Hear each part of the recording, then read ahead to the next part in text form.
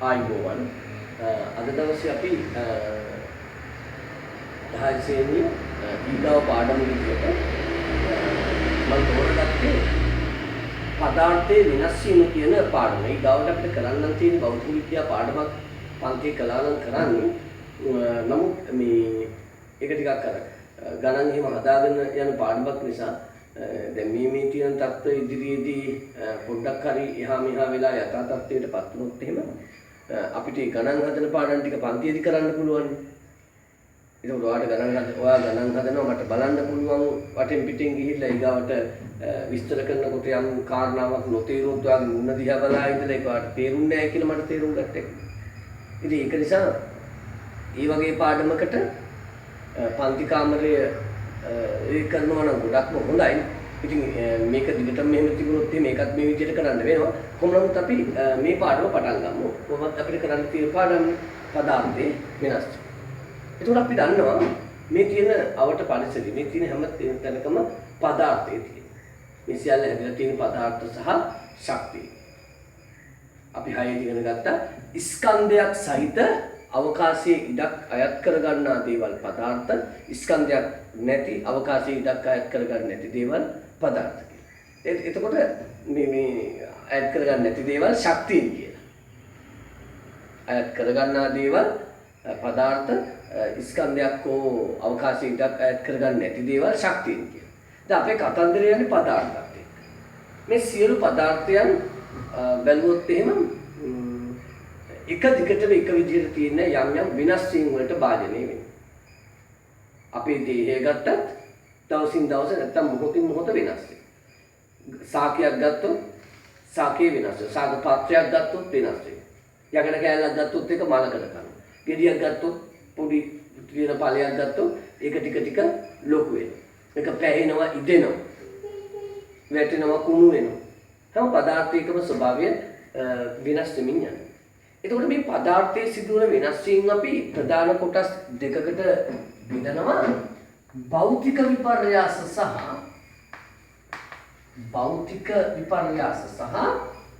රසායනික විපර්යාස කියනවා. මොනවද භෞතික විපර්යාස කියලා කියන්නේ? භෞතික විපර්යාසයකදී සිද්ධ වෙන්නේ ඒ අදාළ පදාර්ථයේ තියෙනවනේ. ඒ පදාර්ථයේ විපර්යාසයක් කියන්නේ වෙනස් වීමක් නේ. එතකොට ඒ වෙනස් වීමේදී මුල් ද්‍රව්‍යයේ මුල් පදාර්ථයේ තිබුණු අංශු වෙනස් වීමෙන් පස්සේ ඒවා ඒ අංශු විදිහටම තියෙනවා. යම් පදාර්ථයක යම් අංශු ටිකක් තියෙනවා කියන්නකො. එතකොට විපර්යාසයට භාජනය වීමෙන් අනතුරුව තියෙන්නේ ඒ අංශුම තමයි. තිබුණු જાති නැති වුනේත් නැහැ, අලුත් දේවල් හැදුනේත් නැහැ. තිබුණු જાති නැති වුනේත් නැහැ, අලුත් දේවල් හැදුනේත් නැහැ. හැබැයි ඒ අංශු ටික සකස් වෙලා තියෙන රටාව, ඇහිලා තියෙන රටාව විතරක් වෙනස් වෙනවා. හිතන්නකෝ මෙන්න අංශු જાතියක් තියෙනවා.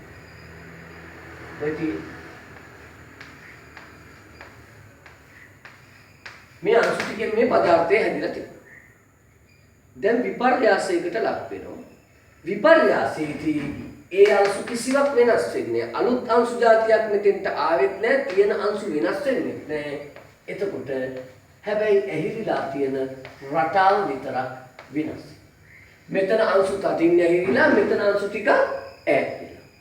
එතකොට මේකට සමාන නැහැ. මේ අවස්ථාවට සමාන නැහැ. මේක එක විදිහක්, මේක එක විදිහක්. සමාන නැහැ කියන්නේ වෙනස් වීමක් කියලා. විපර්යාසයක් කියලා. හැබැයි මේ විපර්යාසයේදී මෙතන තිබුණු මූලික අංශුම තමයි අතනක් තියෙන්නේ. ඇහිරිලා තියෙන, සකස් වෙලා තියෙන හැඩේ විතරයි වෙනස් වෙලා තියෙන්නේ. අන්න එහෙම විපර්යාස වලට කියනවා භෞතික විපර්යාස කියලා. ඒවට කියනවා භෞතික විපර්යාස. උදාහරණයක් විදිහට හිතලා බලන්න. අයිස් කුට්ටිය. එතකොට අයිස් වල මොනවද තියෙන්නේ? අයිස් වල තියෙන්නේ ජලය. H2O. අයිස් වල තියෙන්නේ H2O. ජලයෙන් තියෙන්නේ. ජලාංශුනේ තියෙන්නේ. ජලාන. ඒතර අයිස් ටික රත් කරනකොට ඒක තියෙන්නේ. දැන් ඒක ජලය බවට පත් වෙනවා. දැන් ජලයේ තියෙන්නේ මොනවද? ඒ තියෙන්නේ H2O තමයි. අයිස් වල තියෙන්නේ H2O, ජලයේ තියෙන්නේ වතුර වල තියෙන්නේ H2O. අලුත් જાතියක් හැදුනේ නැහැ. තිබුණු જાතිය නැති උනේ. මුල් තත්ත්වයේ H2O, අන්තිමට තියෙන්නේ H2O. හැබැයි වෙනසක් වෙනවා. අංශු තදින් ඇහිලා ඉන්නකොට ඒක ඝන අවස්ථාව අයිස් කියනවා. අංශු ටිකක් ඈත් වුණාම ඒක ද්‍රව අවස්ථාව ජලය කියනවා. තවත් රත් කළොත් අංශු තවත් ඈත් වෙනවා. එතකොට අපි ඒකට කියනවා හිමාලය කියලා. ජල වාෂ්ප. යා වායු තත්ත්වයට. හැබැයි අයිස් වල තියෙන්නේ ජලයේ තියෙන්නේ හිමාලයේ තියෙන්නේ H2O මත. අලුත් දෙයක් හැදුන්නේ තිබුණු දේ නැති වුණේ. අන්න භෞතික විපර්යාස වල තියෙන ස්වභාවය. හැබැයි යම් වෙනසක් තියෙනවා. ඔයාගේ මූණට වතුර ටිකකින් දමලා ගන්න. මැට්ටන් එක දුවනකොට වතුර ගහන්න එකක් තියෙන්නේ. මැට්ටන් එක දුවනකොට වතුර ගන්න. වතුර වලට වඩා හීතලයි නැග කූල් වෙනවයි කියලා අයිස් ගැහුවොත් එහෙම. මේ සයිස් අයිස් කුක්කියක් අරගෙන ඔයාගේ මූණට දමලා ගැහුවොත් කොහොමද ඒක? නේ? පැහැදිලිවම ජලය සහ අයිස් වල වෙනස්කමක් තියෙනවා. හැබැයි ඒ වෙනස්කම ඒකේ රසායනික සංයුතියේ තියෙන වෙනසක් නෙමෙයි අංශු වල ඇහිීමේ තියෙන වෙනස. අපි ඒකට කියනවා මොකක් කියලාද? භෞතික විපර්යාස.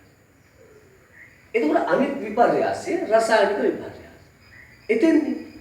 එතෙන්දි තිබුණු ද්‍රව්‍ය වෙනස් වෙලා අලුත් જાතියක් හරියට.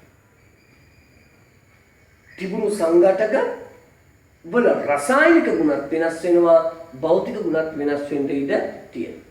භෞතික ගුණත් වෙනස් වෙලා රසායනික ගුණත් වෙනස් වෙලා අලුත් જાතියක් හදලා. තිබුණු දේ නැති වෙනවා, අලුත් જાතියක් හැදෙනවා. කඩදාසි කැබැල්ලක් අපි අටේ පන්තියේදී මේ ගැන කතා කළානේ. කඩදාසි කැබැල්ල. කඩදාසි කැබැල්ල හැටි මතකයි. අපි ඒකට ගිනි තියනවා. අන්න රසායනික විපර්යාසය. ටික වෙලාවකින් අපිට අලු ගොඩක් ඉතුරු වෙනවා. කඩදාසි වගේද අලු. කඩදාසි වල තියෙන රසායනික සංයුතියද අලු වල තියෙන්නේ. දර කෑල්ලක තියෙන රසායනික සංයුතිය අලු ගොඩක නැත්තම් අඟුරු වල තියෙන රසායනික සංයුතියක් සමාන නෑ. මැග්නීසියම් පටියක් ගත්තම ඒක ලෝහයක් නේද? අතට අල්ලා බලලා මැග්නීසියම් අල්ලන්නේ. නමුත් ඒක රත් කළා ගිනි තිබ්බට පස්සේ සුදු පාට කුඩක් හැදෙන්නේ ජලයේදී වෙන්නේ. තිබුණු දේ නැති වුණා, අලුත් දෙයක් හරියි. අපි ඒවට කියනවා රසායනික විපර්යාස. ඒවැ භෞතික ගුණ සමග රසායනික ගුණ වෙනස් වෙනවා. රයිට්. අපිට උත්තර කරන් කියමු. අපවට පරිසරයේ ඇති ද්‍රව්‍ය විවිධ විපර්යාස වලට ලක් වෙමින් ඒවායේ ස්වභාවයේ වෙනස් වන අවස්ථා ඇත. පරිසරයේ සිදුවන එවැනි විපර්යාස ප්‍රධාන කොටස් දෙකකට බෙදිය හැකිය. එක භෞතික විපර්යාස. ලියන්න පටන් ගන්න. ද්‍රව්‍ය සෑදී ඇති අංශු වල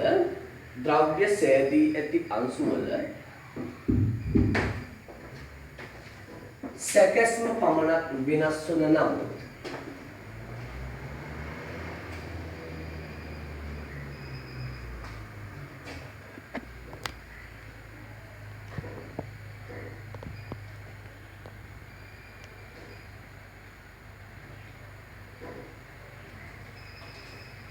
සැකැස්ම පමණක් වෙනස් වන නම්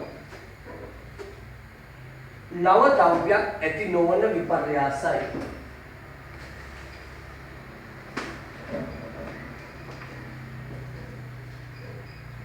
නව ද්‍රව්‍යයක් ඇති නොවන විපර්යාසයි.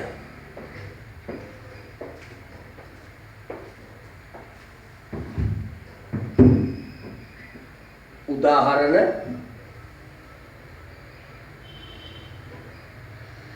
අයිස් තියවීම, කමාවක් පොල් තෙල් මිදීම.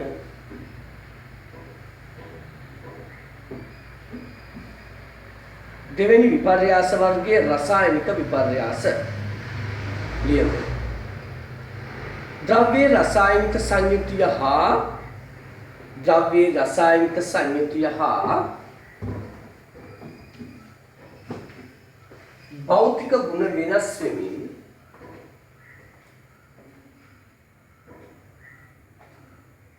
භෞතික ගුණ වෙනස් වෙමින් නව ද්‍රව්‍ය ඇතිවෙන විපර්යාසයි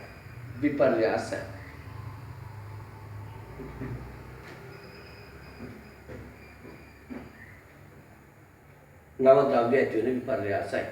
උදාහරණ ජකඩ මල පැදීම,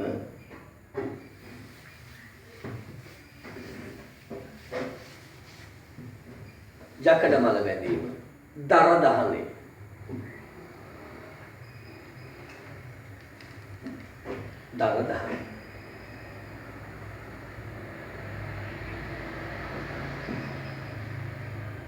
එතකොට අපි මේ පාඩමේ මේ රසායන විද්‍යාව පාඩමේ අපි යොමු වෙන්නේ මෙන්න මේ භෞතික විපර්යාස පැත්තට නෙමෙයි රසායනික විපර්යාස පැත්තට.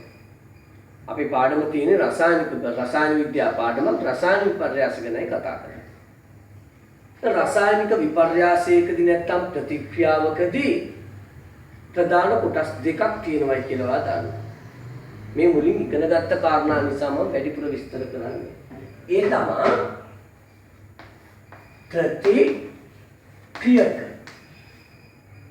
ප්‍රතික්‍රියක ඒවපත් වෙනවා මොනවා බවට?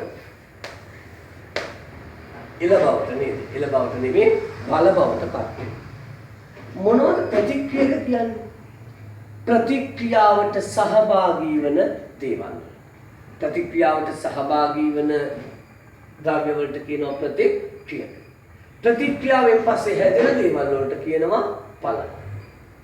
ප්‍රතික්‍රියක ප්‍රතික්‍රියා කිරීමෙන් ඵල බවට පත් වෙනවා. චුට්ටක් ගමු. රසායනික ප්‍රතික්‍රියාවකදී ප්‍රතික්‍රියාවට සහභාගී වන දේවල් ප්‍රතික්‍රියක ලෙස, සෑදෙන දේවල් ඵල ලෙසත් හැඳින්වේ. චුට්ටක් යටින් මේක ලියා ගන්න. ඔය ඉඳ තියෙනවානේ. ඒ ඉඳ තියෙන තැන ප්‍රතික්‍රියක ඊතලයක් ඵල දාන්න. මෙහෙම.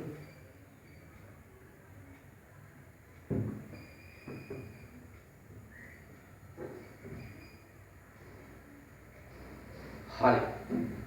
දැන් ඊගාවට අපි රසායනික ප්‍රතික්‍රියාව ගැන ඉගෙන ගන්න යන්නේ ටිකක් ගැඹුරින් මෙතෙක් ඉගෙන ගත්ත නැති ක්‍රමයකට. රසායනික ප්‍රතික්‍රියා ප්‍රධාන කොටස් හතරකට බෙදෙනවා. රසායනික ප්‍රතික්‍රියා ඒවා සිදුවන ආකාරය අනුව රසායනික ප්‍රතික්‍රියා. අපි ඉස්සෙල්ලාම ගියා විපර්යාස බෙදෙනවා කොටස් දෙකකට, භෞතික විපර්යාස, රසායනික විපර්යාස කියලා. ඊග රසායනික විපර්යාස නැවත කොටස් හතරකට බෙදෙනවායි කියලායි මේ කියන්නේ. මොනවද? පළවෙනි එක රසායනික සංයෝජන ප්‍රතික්‍රියා. රසායනික සංයෝජන ප්‍රතික්‍රියා. දෙවෙනි එක රසායනික වියෝජන ප්‍රතික්‍රියා. තුන්වෙනි එක ඒක විස්ථාපන ප්‍රතික්‍රියා. හතරවෙනි එක ද්විත්ව විස්ථාපන ප්‍රතික්‍රියා. මේ ප්‍රතික්‍රියා වර්ග හතර අපි මේ පාඩමේදී ඉගෙන ගන්නවා. මේ ප්‍රතික්‍රියා වර්ග හතර මේ පාඩමේ ඉගෙන ගන්නවට සමගාමීව ඔයා වෙන මේක කලින් ඉගෙන ගත්තේ නැති ඉගෙන ගන්න යුතු තවත් විෂය කොටසක් මේක සමගාමීව මම උගන්වනවා. විෂය කොටස් දෙකක්. හොඳයි. ඒකට පාඩමේ අපි දැන් අද දවසේ පාඩමේ යන්නේ රසායනික සංයෝජන ප්‍රතික්‍රියා, වියෝජන ප්‍රතික්‍රියා, ඒක විස්ථාපන ප්‍රතික්‍රියා සහ ද්විත්ව විස්ථාපන ප්‍රතික්‍රියා. ඒ හතර තමයි දවසේ ඉගෙන ගන්න. ඒ හතර ඉගෙන ගනිමින් මේ විෂය නිර්දේශිත ඒ හතර ඉගෙන ගනිද්දී ඒ එකම තවත් විෂය කොටස් දෙකක් ඔයාට අත්‍යවශ්‍ය විෂය කොටස් දෙකක් ඒකත් එක්කම උගන්වන්නයි හිතාගන්නේ. මොකද ඒ දෙක උගන්වන්න කියලා වෙනම අවස්ථාවක් නෑ අපිට. නමුත් ඒවයින් විභාගෙට අනිවාර්යෙන් ලකුණු ගන්න ඒවයින් ප්‍රශ්න අහනවා. එතකොට ඒක මෙන්න මේ වෙලාවේ උගන්වන්න කියලා කොතනවත් මාතෘකාවක් එහෙම දාලා නැත්තම් පාඩමක් එහෙම ඒ වෙනුවෙන් වෙන් කළා නේ. පාඩ තේරෙයි කියන කතා කරනවා. ඉස්සෙල්ලා තියෙන ටික ඉගෙන ගමු නේද? තියෙන ටික කියන්නේ ප්‍රතික්‍රියා වර්ග හතර ඉගෙන ගමු. right. එතකොට අපිට ඉස්සෙල්ලම වෙන්නේ රසායනික සංයෝජන ප්‍රතික්‍රියාව ගැන කතා කරන්න. මෙන්න බලන්න A කියන ප්‍රතික්‍රියකයත් B කියන ප්‍රතික්‍රියකයත් ප්‍රතික්‍රියා කරනවා. AB ප්‍රතික්‍රියා කරනවා. A ප්‍රතික්‍රියා කරනවා කාත් එක්කද B එක්ක. එහෙම ප්‍රතික්‍රියා කරලා හැදෙනවා අලුත්ම අලුත් කෙනෙක්. ඒත් නොවන බීත් නොවන වෙනස්ම කෙනෙක්. මම යාට C කියලා දානවා. A කියන ප්‍රතික්‍රියකය B කියන ප්‍රතික්‍රියකයත් එක්ක එකතු වෙලා අන්න හිතුණා C කියන ඵලය. දැන් බලන්න මෙතන ප්‍රතික්‍රියක දෙකක් නේ එකතු වුනේ. ප්‍රතික්‍රියක දෙකක් එකතු වුනේ. නමුත් ඵල හැදුනේ කීයද? එකක්. මේ දෙන්න කිව්වේ කවුද? A සහ B. A සහ B සංයෝජනය වුණා. A හා B එකතු වුණා. එකතු වීමෙන් C හැදුණා. අන්න එකතු වීමෙන් සිදුවන ප්‍රතික්‍රියා. ප්‍රතික්‍රියක කිහිපයක් එකතු වෙමින් සිදුවන ප්‍රතික්‍රියා ඒවට කියනවා රසායනික සංයෝජන ප්‍රතික්‍රියා කියලා. සංයෝජන ප්‍රතික්‍රියා. වාට මේ ටික නම් පේනවත් දන්නේ නැහැ මම සංයෝජන කියලා ලියපු විදිහ. මේ පෙනුනට කන්න සංයෝජන කියලා තියෙනවා. රසායනික සංයෝජන ප්‍රතික්‍රියා. දැන් අර්ථ දැක්වීමක් ආවම වාගේ හිතට මොනවද? ප්‍රතික්‍රියක දෙකක් කියලා තාම දන්නේ නෙවෙයි. ප්‍රතික්‍රියක දෙකක් එකතු වීමෙන් තනි ඵලයක් හැදෙනවා නම් ඒකට කියනවා රසායනික සංයෝජන ප්‍රතික්‍රියා. එතකොට දෙකක් විතරද? තුනක් එකතු වෙලා එකක් කරගියොත් ඒ සංයෝජන තමයි. එහෙනම් ප්‍රතික්‍රියක දෙකක් හෝ ඊට වැඩි ගණනක් එකතු වෙලා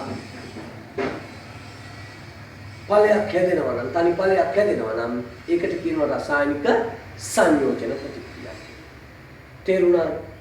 පොදු සමීකරණයකින් කැපිටල් A සහ B C යොදාගෙන මේක කියා දුන්නේ. දැන් යමු උදාහරණ වලට. මෙන්න බලන්න. පොටෑසියම්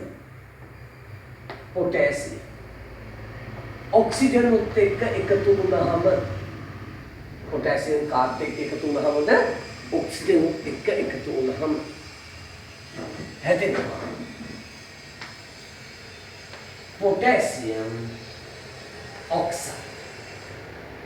Potassium oxygen සමග එකතු වුණාම හැදෙනවා potassium oxide. තව potassium oxide කියනකොට ඔයා දන්නවා ඒවා මේ අපි පන්ති කතා කළා සංයුක්තතා මාරු කරලා ලියන්න බෑ. සංයුක්තා පොලේ මතකයි නෙමෙයි. සංයුක්තා වගු potassiumගේ සංයුක්තාව එකයි එක ලියන්නේ නෑ. oxygenගේ සංයුක්තාව දෙකයි දෙක ලියන්න ඕනේ potassium. ඔක්සිජන් එක දෙකේ යාගාව එහෙම තියාගන්න බෑ. යාගේ දෙක පොටෑසියම්ට දෙන්න. එතකොට පොටෑසියම් ඔක්සිජන් සමග ප්‍රතික්‍රියා කරලා හදනවා පොටෑසියම් ඔක්සයිඩ්. K2O කියලා නේ. දැන් මෙතෙන්දී දෙන්නේ එකතු වුණා. පොටෑසියම්යි ඔක්සිජනුයි පැහැදිලිව දෙන්නේ එකතු. එකතු වෙලා හැදෙන තනි ඵලයයි පොටෑසියම් ඔක්සයිඩ්. අන්න රසායනික සංයෝජන ප්‍රතික්‍රියාවකට උදාහරණ. මම උදාහරණ දෙවනුවට විස්තර කරන්න අපි අපේ අර්ථ දැක්වීමවත් පොදු සමීකරණයක් ලියාගෙන නැහැ. උදාහරණ වලට ඊට පස්සේ යන්න. right. එතකොට රසායනික ප්‍රතික්‍රියා ප්‍රධාන කොටස් හතරකට බෙදී ඒක ඔක්කොම මේකේ තියෙනවා. රසායනික සංයෝජන ප්‍රතික්‍රියා ඊට ලියමු. ප්‍රතික්‍රියක කිහිපයක් ප්‍රතික්‍රියා කිරීමෙන් ප්‍රතික්‍රියක කිහිපයක් ප්‍රතික්‍රියා කිරීමෙන් ප්‍රතික්‍රියක කිහිපයක් ප්‍රතික්‍රියා කිරීමෙන් තනි ඵලයක් සෑදේ නම් තනි ඵලයක් සෑදේ නම් තනි ඵලයක් සෑදේ නම් ඒ රසායනික සංයෝජන ප්‍රතික්‍රියාවක් ලෙස හැඳින්වේ. එය රසායනික සංයෝජන ප්‍රතික්‍රියාවක් ලෙස හැඳින්වේ. ඒ රසායනික සංයෝජන ප්‍රතික්‍රියාවක් ලෙස හැඳින්වේ. උදා කියලා තියෙනවනේ. අපි එතන පොදු සමීකරණෙ ලියමු. හොඳයි. පාට පෑන අරගෙන ලිව්වත් හොඳයි ඒක. A ධන B හැදෙනවා C කියලා පාට පෑනකින්ම ඒක ලියලා කොටු කරගන්න. මේ. ඒක උදාහරණයක් නෙමෙයි. ඒක නිසා උදා කියන කෑල්ල කපන්න. ඔතන උදා කියලා තියෙනවනේ ඒක කපලා දාන්න. උදාහරණ ටික එහා පැත්තේ පිටුවේදී. ඔය දැන්ට ලියන්න A ධන B හැදෙනවා C. හොඳයි.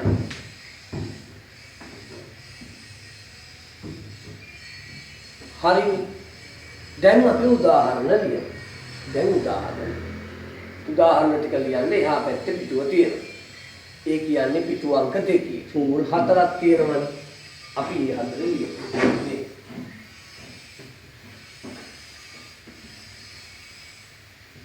මම මකපු පොටෑසියම් කතාවම ලියන්න. මෙන්න මෙහෙම. පොටෑසියම් එකතු වෙනවා ඔක්සිජන් සමගින් හැදෙනවා පොටෑසියම් ඔක්සයිඩ්.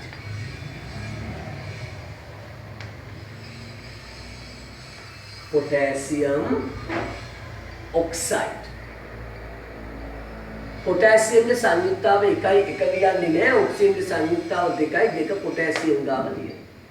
ඔන්න සමීකරණය ලියුවා. පැහැදිලිද? ඒ සමීකරණය ලියනකොට ඔයා දැම්ම ලියන්න එපා හොඳේ. දැම්ම ලියන්න එපා. ලියන්න වෙලාව දෙනවනේ.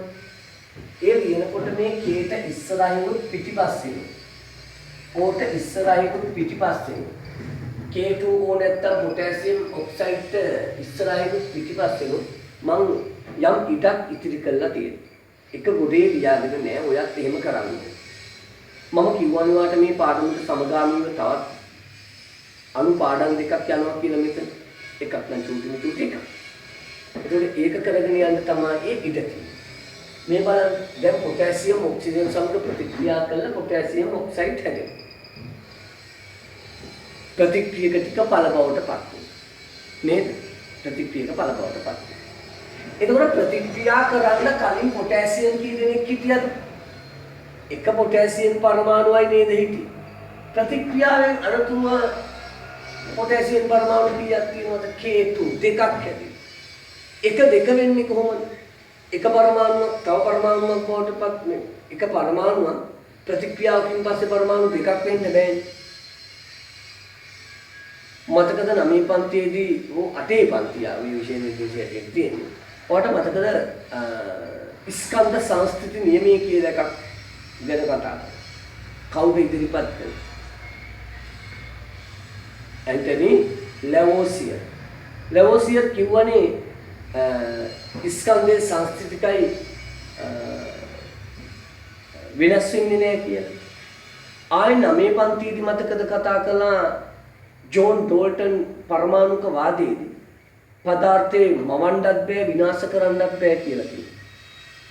දැන් මවලනේ බලන්න එක මෙතෙන්ට යනකොට දෙක වෙලා. එක දෙක වෙන්න හේතුව නැහැ.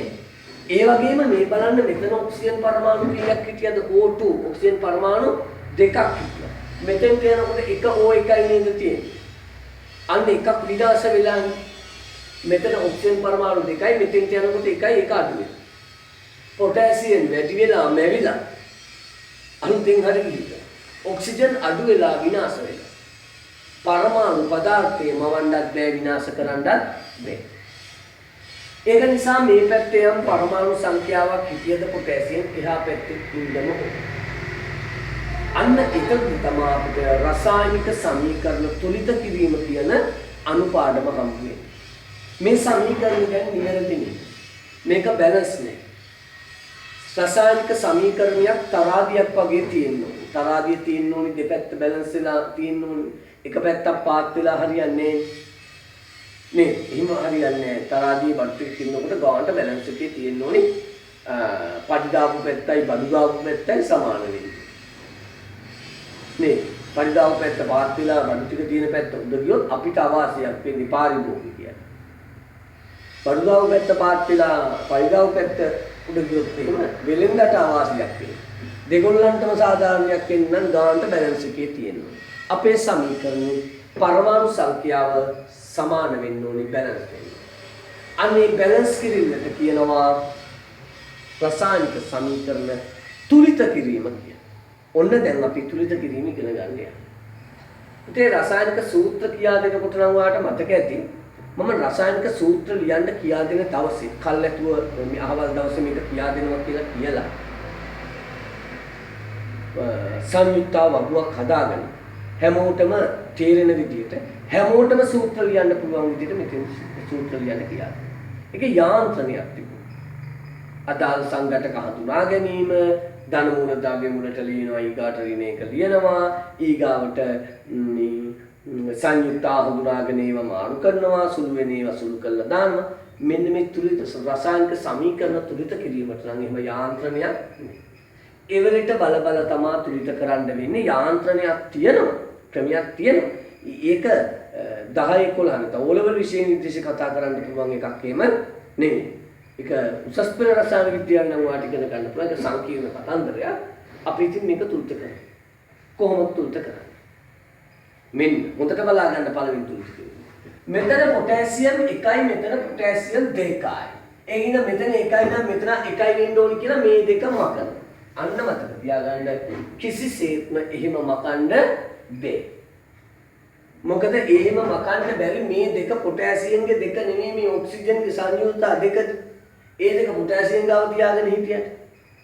දැන් ඒ දෙක මකන්න අපිට අයිතියක් නැහැ. කිසිදු රසායනික තුලිත කිරීමකදී මාරු කරපු සංයුජතා අගයන් කපලා දාන්න මකලා දාන්න බෑ. සංයුක්ත මකන්න බෑ කපන්න.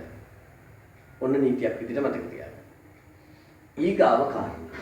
ඉතින් එතකොට මෙතන පොටෑසියම් එක නම් මෙතන දෙකක් තියෙනවා. දැන් මේ දෙක කපන්නත් මකන්නත් බැරි නම්. එහෙනම් මෙතන දෙක නම් මෙතන කීය වෙන්න ඕනේ? දෙක වෙන්න. සමාන වෙන්නේ. මෙහා එකයි මෙහා දෙකයි දෙකට බැරි නම් එක වෙන්න. එකට සිද්ධ වෙනවා දෙක වෙන්න. එතකොට බැලන්ස් වෙන්නේ.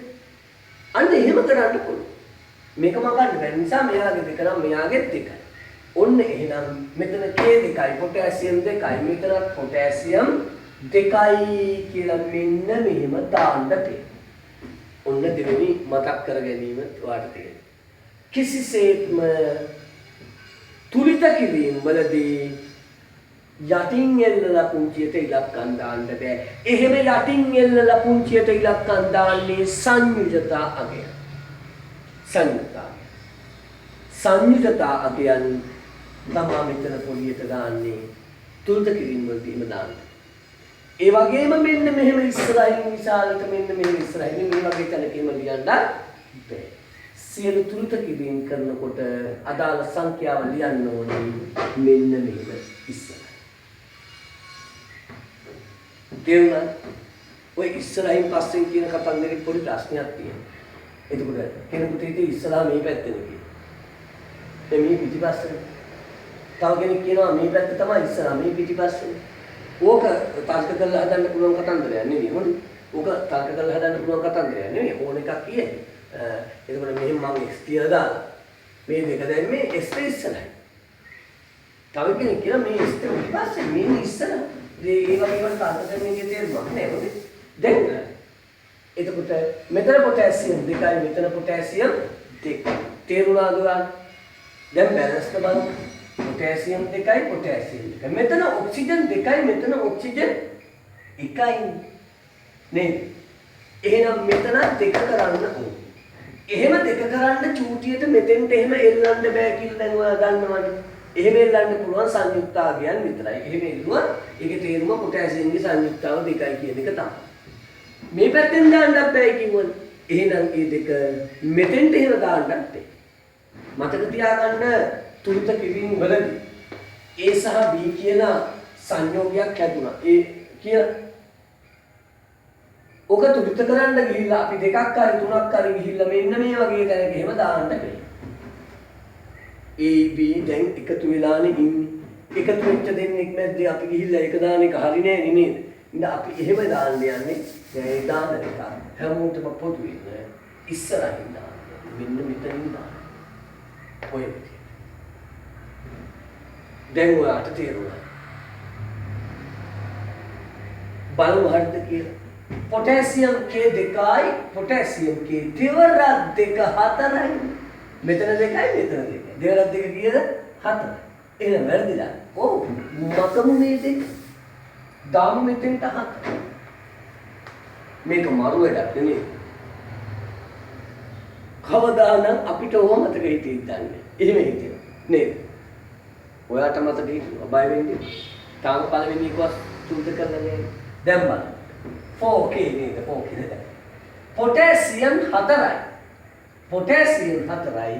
පොටෑසියම් දෙවරක් දෙක 4යි. ඔක්සිජන් 2යි. ඔක්සිජන් 2යි. මේ දෙක මෙයාටයි. මෙන්න මේ දෙක මේ ඔක්සිජන්ටයි. හැබැයි මේ දෙකයි පොටෑසියම්ට. ඒක පොටෑසියම් ගාවෙන්නේ මේ දෙකයි. දැන් සමීකරණය තුලින් තේරුණාද තුලිත කරපු හැටි? ඒක තුලිත කරපු හැටි තේරුණා. එතකොට ඔයා දැන් දෙතින් බෝඩ් එක බලාගෙන තුලිත කරමු. කීපයක් තුලිත කරනකොට මේ වැඩි හරියයි.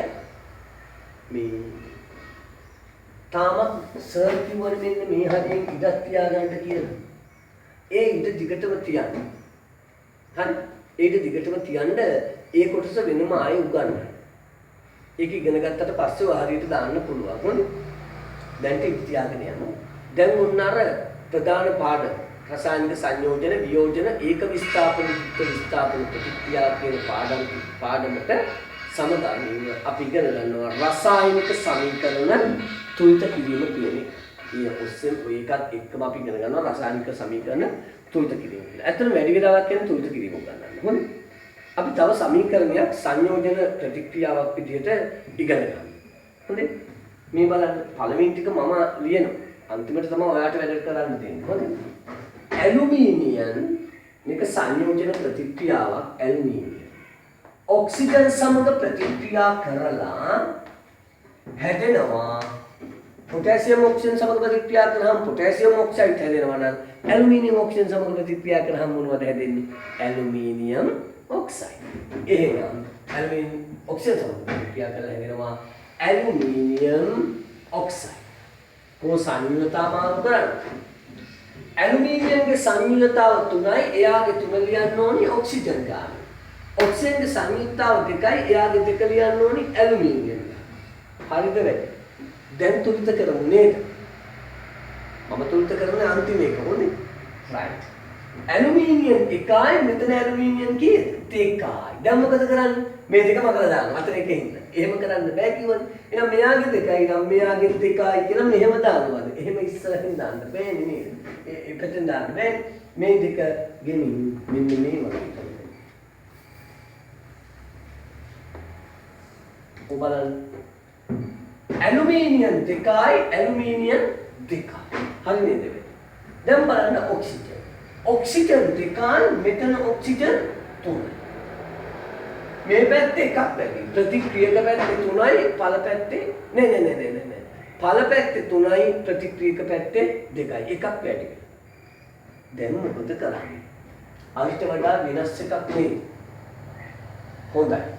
අපි හිතමු මෙහෙම. මෙයාගේ 3යිනේ. මෙයාගේ 2යිනේ. අපි මෙතෙන්ට 3ක් දාමු. කියලා හිතුවා කියන්නේ. 3ක් දාපු ගමන් මොකද වෙන්නේ? 3 වරක් 2 6යි. මෙයාගේ තියෙන්නේ කීයද? 3යි. එතකොට මේ පැත්ත වැඩි වෙනවා. වැරදුනා වෙන්නේ. එහෙනම් අපි එකක් දාමු. එක කියන එක දාන්නේ එක දාන්නේ එතන එක තියනවා වගේ තමයි පේන්නේ. මම ටිකක් දැම්මා. එතකොට 1 වරක් 2 2යි. මෙයාගේ 3යි. එක දාලා මදිනේ. එක දැම්මත් මෙතන තියෙන්නේ 1 වරක් 2 2යි. මෙතන තියෙන්නේ 3යි. එක දැම්මම මදිනේ. එක දැම්මම මදි නම් කීයද දාන්නේ? එකකට වඩා දෙන්න පුළුවන් ඊගාව සංඛ්‍යාව 2. එක මදි නම් දෙකක් දෙන්න. ඔයාට එකක් මදි නම් දෙකක් දෙන්න. නේද? එහෙනම් දෙක දාන්න. ඔන්න බලන්න දෙක දැම්මම වෙන්නේ. දෙවරක් 2 4යි මෙතන තියෙන්නේ 3. එක දැම්මම මදි වුණා. දෙක දැම්මම වැඩි වෙනවා. දෙවරක් 2 4යි අතර තියෙන්නේ 3. එක දැම්මොත් 1 වරක් 2 2යි එතකොට අතර 3. මෙතෙන් එක දාපු වෙලාවේ 3ට වඩා අඩුයි මේ පැත්ත. මෙතෙන් දෙක දාපු වෙලාවේ 3ට වඩා වැඩි වෙනවා. එක දැම්මම මදි වෙනවා දෙක දැම්මම වැඩි වෙනවා. අපි නම් දන්නවා දාන්න ඕනි ගාන නේද? එකමාරේ දාන්න ඕනි.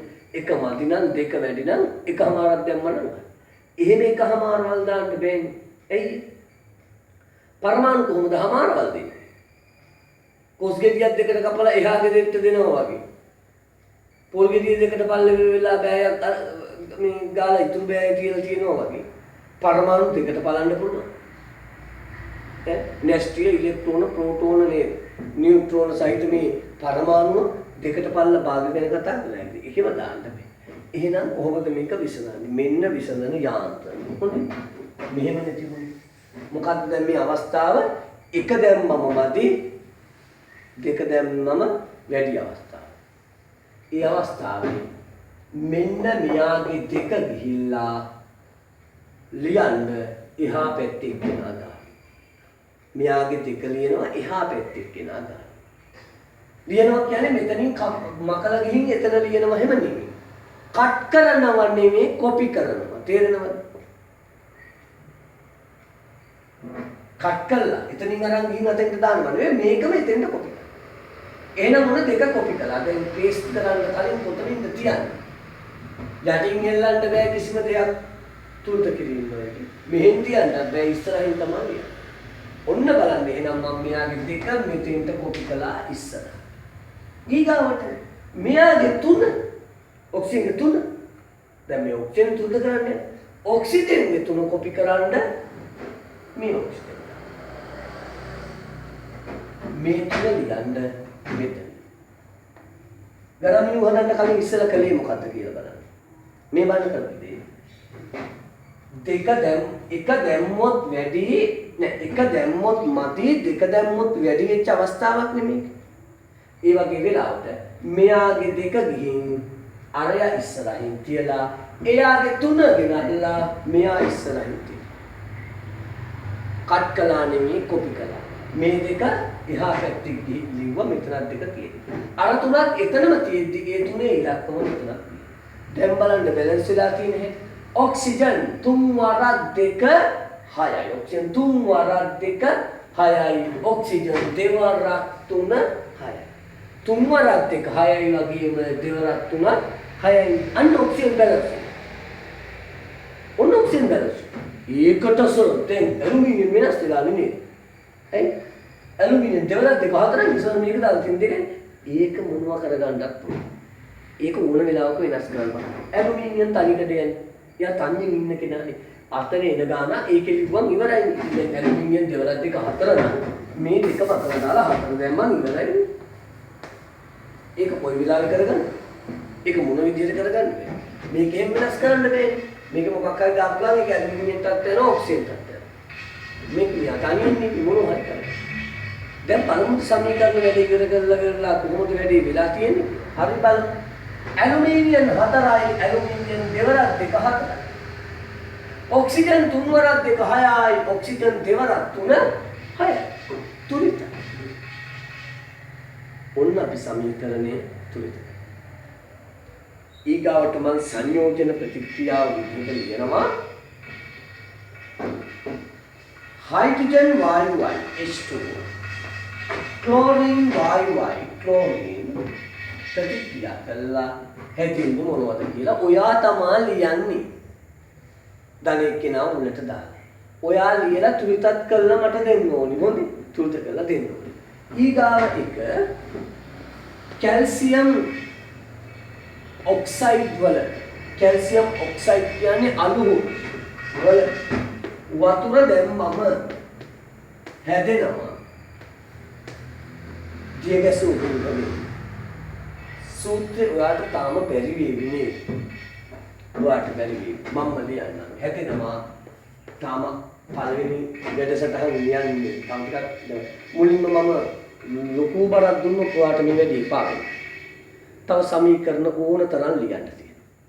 අද දවසේ ඊගාව දවසේ සහ 10 11 විශේෂ නිර්දේශ පුරාවට ඉදිරියට අපි කොහොමද සමීකරණ දුර්ත කරනවා.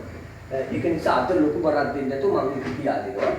කැල්සියම් ඔක්සයිඩ් හේවත් අලුහුණු වලට ජලය දැම්මම හැදෙනවා කැල්සියම් හයිඩ්‍රොක්සයිඩ් හේවත් දිය ගැසූ හුණු. කැල්සියම්ගේ සංයුක්තාව 2.2 ලියනවා හයිඩ්‍රොක්සිල් ගාවින් මරහලක් දාන්න ඕනේ දෙන්නටම පොදුවේ.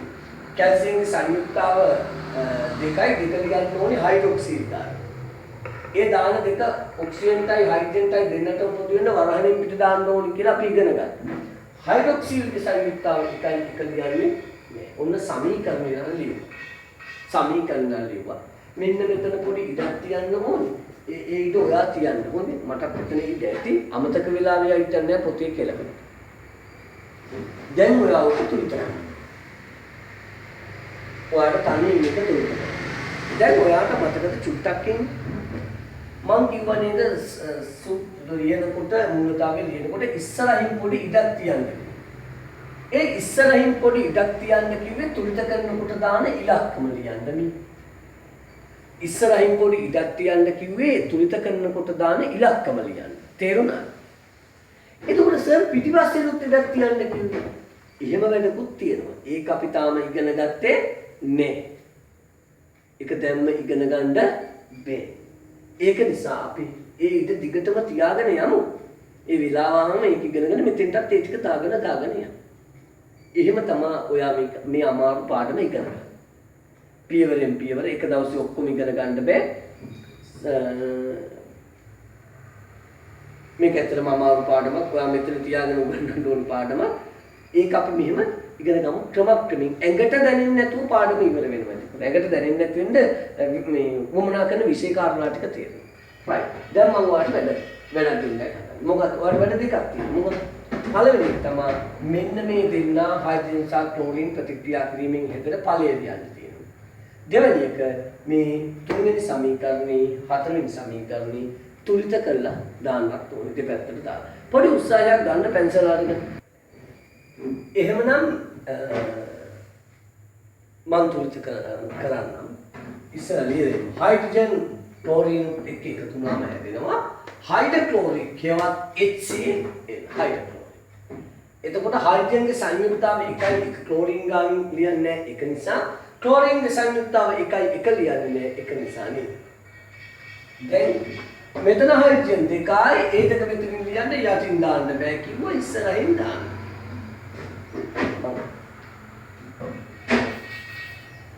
මම වර්ණ පාවිච්චි කරාට සමහර විට නෙමෙයි බොහෝ විට වර්ණ පේන එකක් නේ. කමන්නේ. හයිඩ්‍රජන් දෙකයි හයිඩ්‍රජන් දෙකයි. ක්ලෝරින් දෙකයි ක්ලෝරින් දෙකයි. මේ දෙක යටත්යි තියෙන ඉස්සරහින් දාලා තියෙන. එහෙනම් දැන් තුලිත. ඔයා හරියට කරගත්තනේ ඊගාවිකට යමු. ඒක මම ඵලයේ ලියලා තිබුණේ තුලිත කරන්න විතරයි ඔයාලට. කැල්සියම් 1යි කැල්සියම් 1යි. කැල්සියම්ගේ වැඩ හරියි. ඔක්සිජන් මෙතන 1යි මෙතන 1යි කියන දෙකයි. ඔක්සිජන් මෙතන 1යි මෙතන 1යි දෙකයි. ඊතර මේ පැත්තේ ප්‍රතික්‍රියක පැත්තේ දෙකයි. මේ පැත්තේ ඔක්සිජන් දෙකයි. මේ වරහණින් පිට දෙක යට අයිති දෙකයි. එන ඔක්සිජන් උත් හයිඩ්‍රජන් මෙතන දෙකයි. මේ නෑනේ හයිඩ්‍රජන් දෙකයි. හයිඩ්‍රජන් මෙතන දෙකයි. ඒකත් අයිති නෑ. එහෙනම් තුලිතයි නේ. කොහොමද? කැල්සියම් 1යි කැල්සියම් 1යි ඔක්සිජන් 2යි ඔක්සිජන් 2යි හයිඩ්‍රජන් 2යි හයිඩ්‍රජන් 2යි ඔටෝ තුලිත සමීකරණ. අපිට මොකුත් කරන්න දෙයක් නෑ. ඒක ඔටෝම තුලිතයි. තේරුණා? right. ඔන්න වැරදි හදා ගන්න වීඩියෝ එක නවත්තලා ඔයා වැරද්ද හදාගන්න. right. ඔන්න මම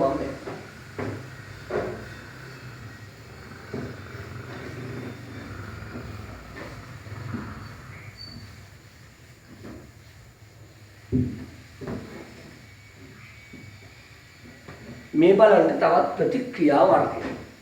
තවත් ප්‍රතික්‍රියා වර්ගයක්. මොනවද?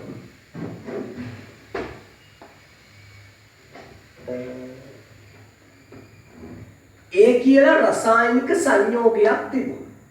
කැපිටල් A දැම්මා. ඒ කියලා රසායනික සංයෝගයක් තිබුණා. මේ ඒ කියන ප්‍රතික්‍රියකේ රසායනික සංයෝගය ප්‍රතික්‍රියා කිරීමේදී B සහ C බවට පත් වුණා.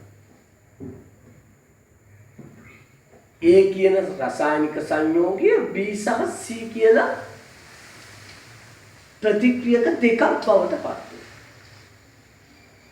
දැන් හිතනවත් දන්නේ අතේ තිබුණු පිඟාන බිම වැටිලා කෑලි දෙකක් වුණා වගේ එකක්ද කියලා. ඒ උදාහරණෙම නම් ගැලපෙන්නේ නැහැ. මොකද ඒක භෞතික විපර්යාසයක්. ඒක භෞතික වෙනස් වීමක් භෞතික තත්ත්වයේ වෙනස් වීමක් වෙන්නේ පිඟාන දෙකට කිසිච්ච එක. මෙතන වෙන්නේ තනිකරම රසායනික විපර්යාසයක්. A වල තියෙන ಗುಣ නෙමෙයි B වල තියෙන C වල තියෙන සම්පූර්ණ වෙනස් ද්‍රව්‍ය දෙකක් බවට පත් වුණා. කොහොම නමුත් ඒ කියන ප්‍රතික්‍රියා කිරීමෙන් අනතුරුව එකකට වඩා වැඩි සංඛ්‍යාවක් බවට පත් වුණා. දෙකක් තුනක් හතරක්. ඒවා වෙන් වෙලා අලුත් නව ಜಾති බවට. ඒ වෙන් වෙලා නව ඵල බවට, අලුත් ඵල බවට. අලුත් ඵල කිහිපයක් බවට වෙනවා. එහෙම වෙන්වෙමින් සිදුවන ප්‍රතික්‍රියා අපි කියනවා රසායනික වියෝජන ප්‍රතික්‍රියා. වියෝ වෙනවා කියන්නේ වෙන් වෙනවනේ නේද? වියෝජන ප්‍රතික්‍රියා වෙන්වෙමින් සිදුවන ප්‍රතික්‍රියා. රසායනික වියෝජන ප්‍රතික්‍රියා. right. නෝට් එක ලියලා මේ පොදු සමීකරණේ කොටුවක් ඇතුළේ දාගෙන ඊට පස්සේ යමු උදාහරණ වලට. right. ලියමු. යම් ප්‍රතික්‍රියකයක් රසායනික වියෝජන ප්‍රතික්‍රියා යටතේ ලියන්නේ. රසායනික වියෝජන ප්‍රතික්‍රියා යම් ප්‍රතික්‍රියකයක් ඵල දෙකකට හෝ කිහිපයකට වෙන් වෙමින් ඵල දෙකකට හෝ කිහිපයකට වෙන් වෙමින් ඵල දෙකකට හෝ කිහිපයකට වෙන් වෙමින් සිදුවන ප්‍රතික්‍රියා මීට අයත් වේ. සිදුවන ප්‍රතික්‍රියා මීට අයත් වේ.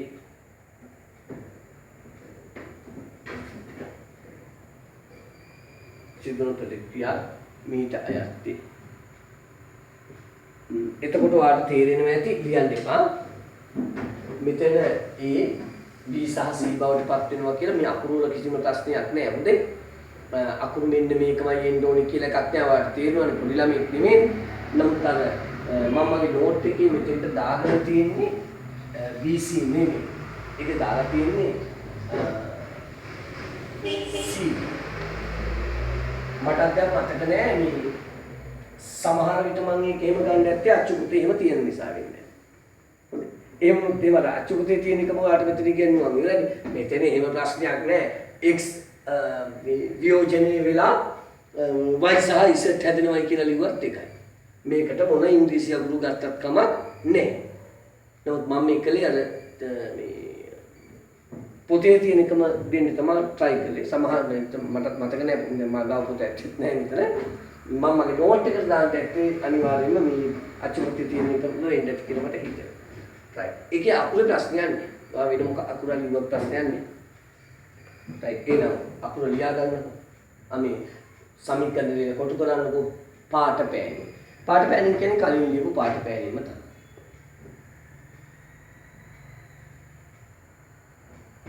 A C සහ D බවට. දැන් උදාහරණ මේ සඳහා උදාහරණ මේ ලියා ගන්න බැරි වෙනවා නම් ටක් ගාලා මේ වීඩියෝ එක නවත්තලා ඔයා ලියා ගන්න ඊට පස්සේ ප්ලේ කරන්න. මේකට උදාහරණ විදිහට මම තමයි උදාහරණ කියන්නේ සම්පූර්ණ සමීකරණ මේකෙත් ලියනවා. එක උදාහරණයක් අපිට ඕලෙවල් රසායන විද්‍යාවේ ප්‍රසිද්ධම උදාහරණේ කැල්සියම් කාබනේට්. කැල්සියම් කාබනේට් කියන්නේ පුතේ මේ හුණුගල්. හුණුගල් පුච්චනවා කියලා එකක් අහලා තියෙනවා. හුණුගල් පුලුස්සන. හුණුගල් හුණු පෝරණ වලට දාලා පුලුස්සනකොට පිලිස්සීමෙන් අනතුරුව හැදෙනවා කැල්සියම් ඔක්සයිඩ් සහ කාබන් ඩයොක්සයිඩ්. ඇති නේද මෙතන ඉඳ තියෙන්නේ.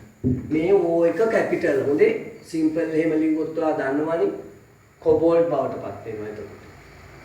C O දෙකම කැපිටල් එන්න ඕනේ. කැපිටල් C ලියලා සිම්පල් O දැම්මොත් කොබෝල්ට් එනවනේ. නේ.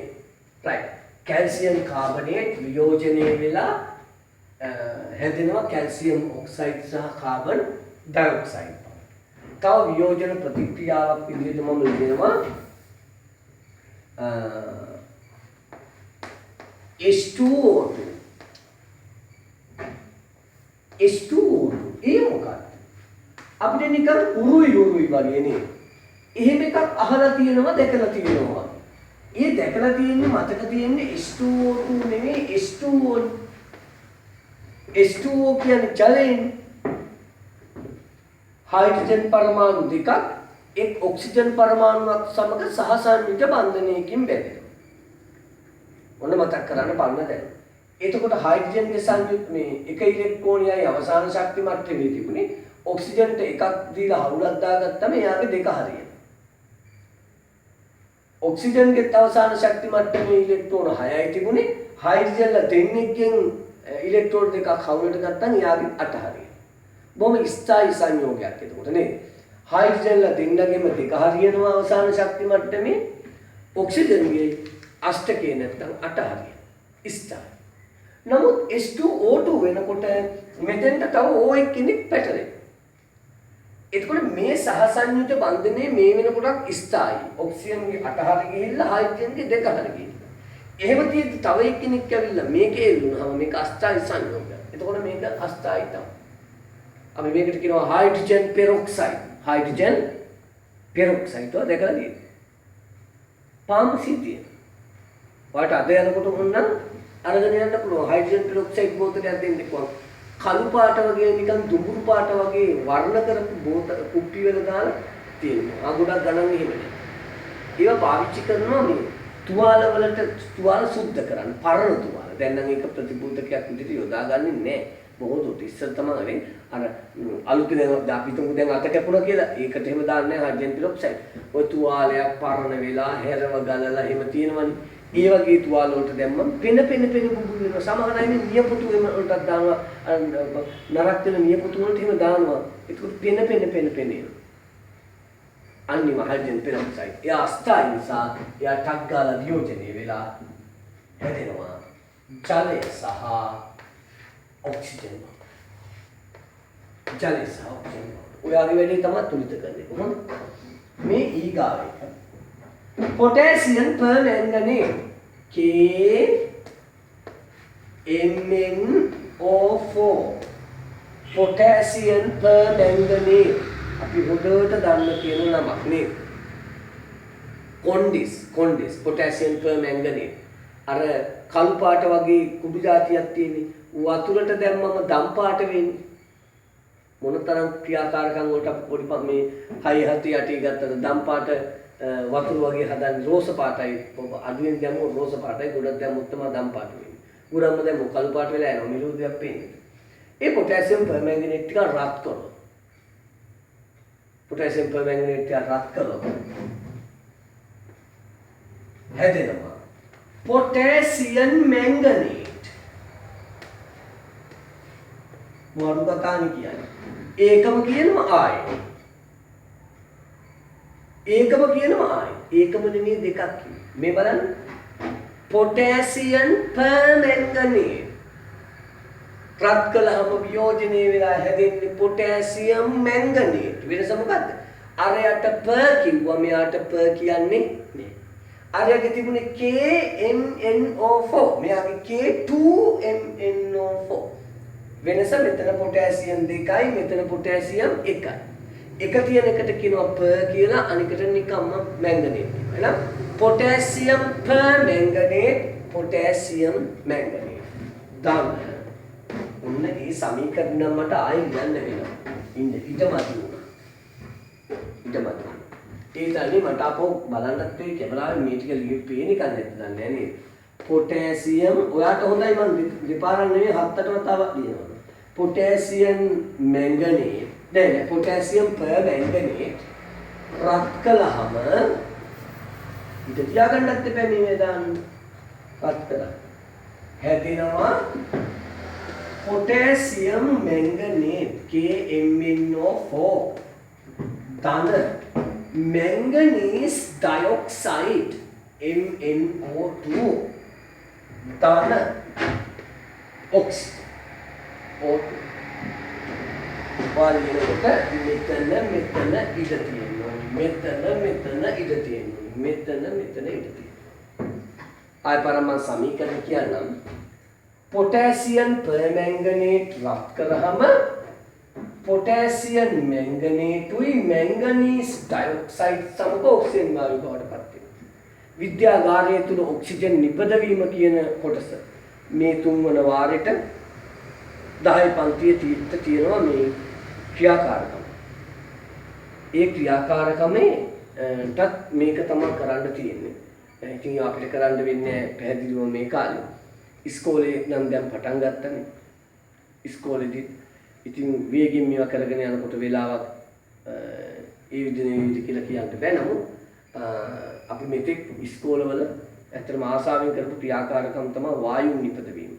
ඔක්සිජන් වායුව හදනවා, කාබන් ඩයොක්සයිඩ් වායුව හදනවා, හයිඩ්‍රජන් වායුව හදනවා. ඒවා අපේ විෂය නිර්දේශය තියෙනවා. මේ ඔක්සිජන් වායුව විද්‍යාගාරයේ ඔක්සිජන් වායුව නිපදවන ප්‍රතික්‍රියාව කොන්ඩිස් කැට ටිකක් පොටෑසියම් පර්මැංගනේට් ටිකක් පරීක්ෂණ නලයකට දාලා රත් කරලා හැදෙන ඔක්සිජන් වායුව ටික වෙනම එකතු කරගන්න ඇටෝමක්. ඒක ආයතනයකදී කතා කරන්න හම්බ වෙන නිසා ඒ ඇට කිව්වා දැන් ඔයාට මොකක්ද කරන්න තියෙන්නේ? ඔයාට කරන්න තියෙන්නේ මම ප්‍රතික්‍රියාවක් තියලා පළක් තියලා ඔයාට කරන්න තියෙන්නේ තුල්ත කරන එක විතරයි. ඔන්න තුල්ත කරන්න. බලන්න තුල්ත කරන්න.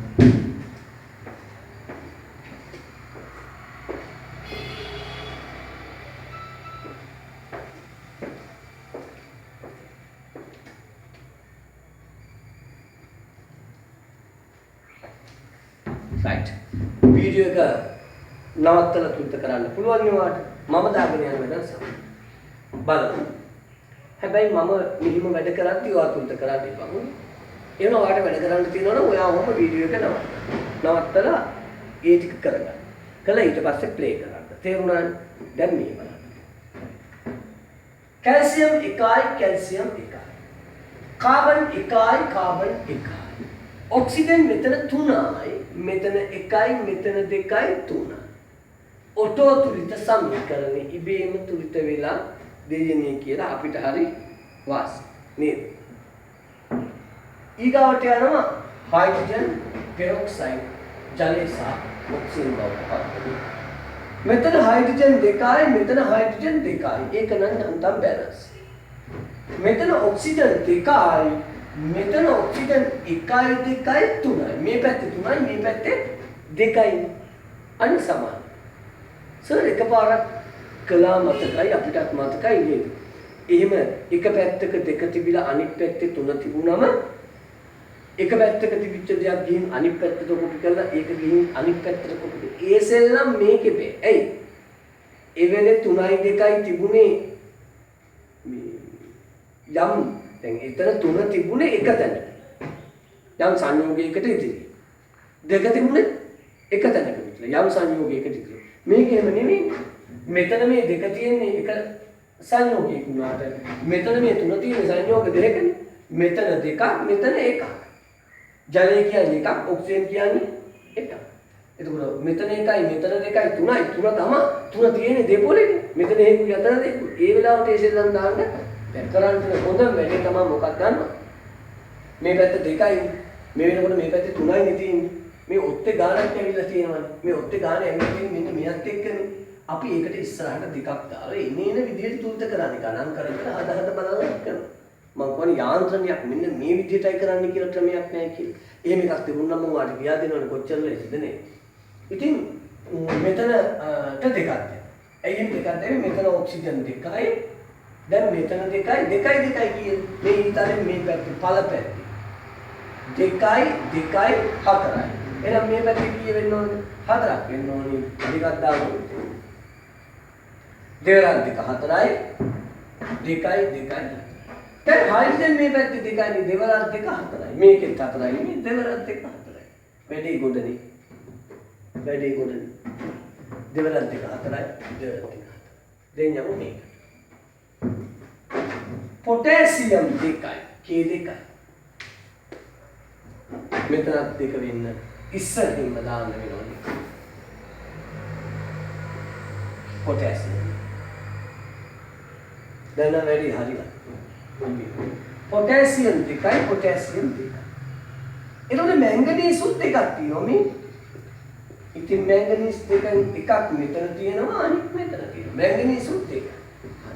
ඔක්සිජන් 4 වරක් 2 8යි. 4 වරක් 2 8යි.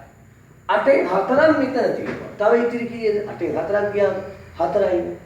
ඒ 4න් දෙකක් තියෙනවා මෙතන. ඔන්න දෙකම. තව ඉතිරි කීයද? 2යි. ඒ දෙක මේ තියෙන්නේ. නැවත නැවත මේව බලන්න. නැවත නැවත. Potassium 2යි K2 potassium 2යි. මැංගනීස් 2යි මෙන්න එකක් මෙන්න එකක්. ඔක්සිජන් 4 වරක් 2 8යි 8න් 4ක් මෙතන තියෙනවා. ඉතුරු 2යි එතනක් තියෙනවා. අන්න වාගේ වැරදිච්ච තරක් තියෙනවා නම් දැන් හදාගන්න.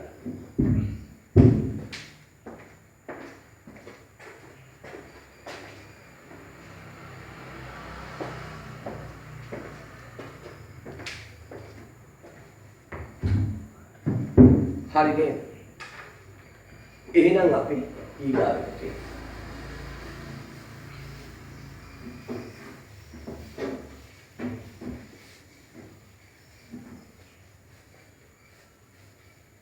පාඩම පටන් ගත්ත වෙලාවම ඔයාලට නිකන් හිතුණා නේද? අද කැමරාව බෝඩ් එකට තනි කෙලින් ඇදිලා නැහැ. මෙහෙක් වෙලා වගේ ගිහින් තියෙන්නේ. මේ පැත්තෙන් පිටියක් පේනමය. අර පැත්තේ බෝඩ් එකකින් පැත්තක් පේන්නේ. යටත් තියෙන ලස්සනට පිළිවෙලට එන්නේ. අනේ මේ ටික තියා හදා ගන්නවත් අමතක වෙලා කියලා මුලින් හිතෙන්න. ටිකක් වේලා යනකම් කියන්නේ ඔයාලට නේ. ටිකක් වේලා යනකම් හිතෙන්නේ ඒක දැන් නම් ඒක මතක් වෙන්නේ. පාඩම ඉදිරියට යනකොට ඒක මතක් වෙනවා. ඔව් මාත්‍රික මොන්නේ කියන්නේ හිතාගෙන ඉතින් තමයි ඉන්නේ පිටනවනේ. ඔයාට උන්න වගේ කුඩු කරන්න තමයි ඔයාට තියෙන්නේ. පාඩමේ දේවල් මම හිතාමතා ඒක ඇලක. මේ බෝඩ් එක දිවිසෙනවනේ. බෝඩ් එක දිවිසෙනවා අකුරු පැහැදිලි නැති වෙනවා. ඉතින් පොඩ්ඩක් ඇලකට මෙහෙම කරලා අරන් තියෙනවා. ඒවත් ඉතින් කියන්න හිතනවා නැත්තම් ටිකයි හිතන කෙනෙක් තිබුණොත් හිතුවොත් එහෙම ඊගාට මට මැසේජ් එකක් දායි සර් බෝඩ් එක ඇලේට තියෙන්නේ මේ කියලා. අපිට ප්‍රශ්නයක් නම් අහන්නේ නැහැ නේද හොඳ වෙලාවට. ඒ වගේ කල්ලි අහන්න. අපි අද ඊගාව ප්‍රතික්‍රියාව. මේ බලන්න. ඔන්න BC කියලා සංයෝගයක් තියෙනවා. කවුරු කියලාද? BC කියලා සංයෝගය. එතකොට ඔයා දන්නවා මෙහෙම සංයෝගයක් ලියනකොට මුලට ලියන්නේ ධන කෙනානේ කොහොමද දන්නේ? ඇයි අපි රසායනික සූත්‍ර ලියනකොට කිව්වනේ? වාට මතකද අපි සංයුක්තා වගුවක් හදනකොට මෙහෙම මේ පැත්තට සංයුජතාව දාලා 1 2 3 4 දාලා මේ පැත්තට ධන අයන සාධන පරම ඍණ අයන සාධන පරම එහෙම නෙමෙයි ධන අයන ධන කණ්ඩක ඍණ කණ්ඩක ඒවනේ මෙතන තියෙන්නේ. ඒකට ධන අයන හදන අය තමයි මුලට දාන්නේ. සෝඩියම් ක්ලෝරයිඩ් කියනවා විසක් ක්ලෝරින් සෝඩියම් කියන්නේවත් ක්ලෝරයිඩ් සෝඩියම් කියන්නේවත් නේ. සෝඩියම් ක්ලෝරයිඩ් කියලා කියන්නේ. එතකොට විද්‍යුත් ඍණතාව අඩු කෙනා තමයි මුලට ලියන්නේ. ධන ගතිය වැඩි කෙනා. පැහැදිලිද? ඉතින් එහෙනම් මේකේ ධන කෙනා කවුද කියලා වාට හඳුනාගත්ත කෙනා. කවුද ධන කෙනා? ධන කෙනා තමයි B. ඍණ ගතිය තියෙන්නේ කාගේද? C. හොඳයි. දැන් මේ දෙන්න එක සංයෝගයක්.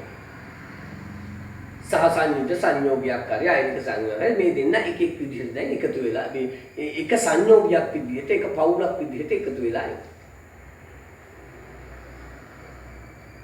ඒ තමා ධන කෙනා නේද? B තමා ධන කෙනා. එයා ධන කෙනා. C තමා ඍණ කෙනා. මේ වල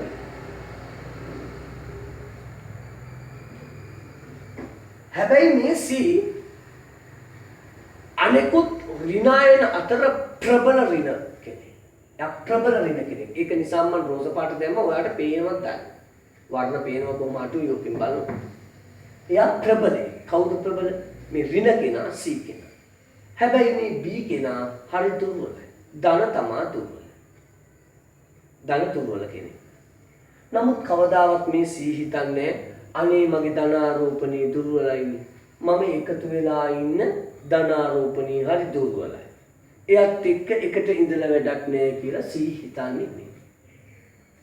Bට හම්බ වෙච්ච පළවෙනි කෙනා C, Cට හම්බ වෙච්ච පළවෙනි කෙනා B, ඒ දෙන්න එකතු වෙනවා.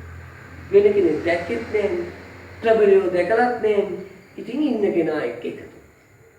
දැන් අපූර්වට යස අපූර්වට BC එකට සංයෝගයක් විදිහට ඉන්නවා. C හිතන්නේ නෑ අනේ මගේ ධනාරෝපණේ හරි දුර්වලයිනේ කියලා හිතන්නේ. ඒ දෙන්නක යස අපූර්වට සංයෝගයක් විදිහට ඉන්නවා. ඔහොම ඉන්නේ නැද්දී මේ දෙන්න ජීවත් වෙන ගේ ගාවින් එහා ගෙදර ඇවිල්ලා පදිංචි වෙනවා ප්‍රබල ඒ කියන ධනාරෝපිත කෙනෙක්. එයා ධන කෙනෙක් ප්‍රබලයි. කොහොමද මේ ප්‍රබලය දුර්වලය තෝරන්නේ? ප්‍රබලය දුර්වලය තෝරන ක්‍රමේ තියෙන්නේ මේ පාඩමේම තමයි. සක්‍රියතාසේ ලෝහමේ මූලද්‍රව්‍ය වල ප්‍රබලය සහ දුර්වලය තෝරන ශ්‍රේණියක් තියෙනවා. ඒක අපි ඊගාව දවසේ ඉගෙන ගන්නවා. අද බෑ ඊගාව දවසේ ඉගෙන ගන්නවා. ඒකෙන් තමයි යම් සංයෝගයක ප්‍රබලය දුර්වලය නෑ මේක නම් මේ EB කියලා ඒකේ නෑ ඒ ශ්‍රේණිය නෑ මේ පොරුවක් උන්නේ දාලා තියෙන්නේ. කොහොමද ප්‍රබල ඒ ඇවිල්ලා එහා ගෙදරනවා. අන්න එතකොට මෙතෙක් කාලයක් සීට හිතුන්නේ අනේ මගේ බී දුර්වලයි. ඇයි යා වෙන කෙනෙක් දැකලා හිටියේ නෑ. අන්න දැන් එහා පැත්තේ ප්‍රබලය ඇවිදිලා ඉන්නකොට මෙයාට පේනවා මගේ ධනාරෝපණයට වඩා එහා පැත්තේ ඉන්න ධනාරෝපණේ හරි ප්‍රබලයි. අනේ මගේ ධන කෙනා හරි දුර්වලයි. එතකොට මේක ගේක එහා ගෙදරක වෙන වැඩක් නෙවෙයි. AB කියන සංයෝගය බීකරයක පරීක්ෂණ නලයක ඉන්නවා. අපි ඒ පරීක්ෂණ නලයටම AB නෙවෙයි BC. BC කියන සංයෝගය පරීක්ෂණ නලයක ඉන්නවා. බීකරයක ඉන්නවා. AB කියන සංයෝගය පරීක්ෂණ නලයට දාලා තියෙනවා. බීකරයට දාලා තියෙනවා. ඊට පස්සේ අපි ඒ පරීක්ෂණ නලයටම ඒ වලින් ටිකක් දානවා. ඒ පරීක්ෂණ නලයටම ඒ බීකරයටම ඒ වලින් ටිකක් දානවා. දැන්ම තමයි ප්‍රතික්‍රියාව සිද්ධ වෙන්නේ. මොකද වෙන්නේ? අනේ මගේ ධන ආරෝපණය හරි දුර්වලයි. අන්න ඒකට අරදරාපෝපින අන්න නියම බාන. යා ප්‍රබල ධන ආරෝපණය කියලා සීට හිතෙනවා. මගේ කා දුර්වලයි එහා එක නම් ප්‍රබලයි. එහෙම හිතුණු ගමන් මුන් දෙන්න අතර තිබිච්ච බැඳීම බන්ධනය කැඩිලා යනවා. එහෙන ගහනවා වගේ දන්නේ නැහැ පේන්නේ. නේද? බන්ධනය කැඩිලා ගිහිල්ලා ප්‍රබල C යනවා ප්‍රබල A.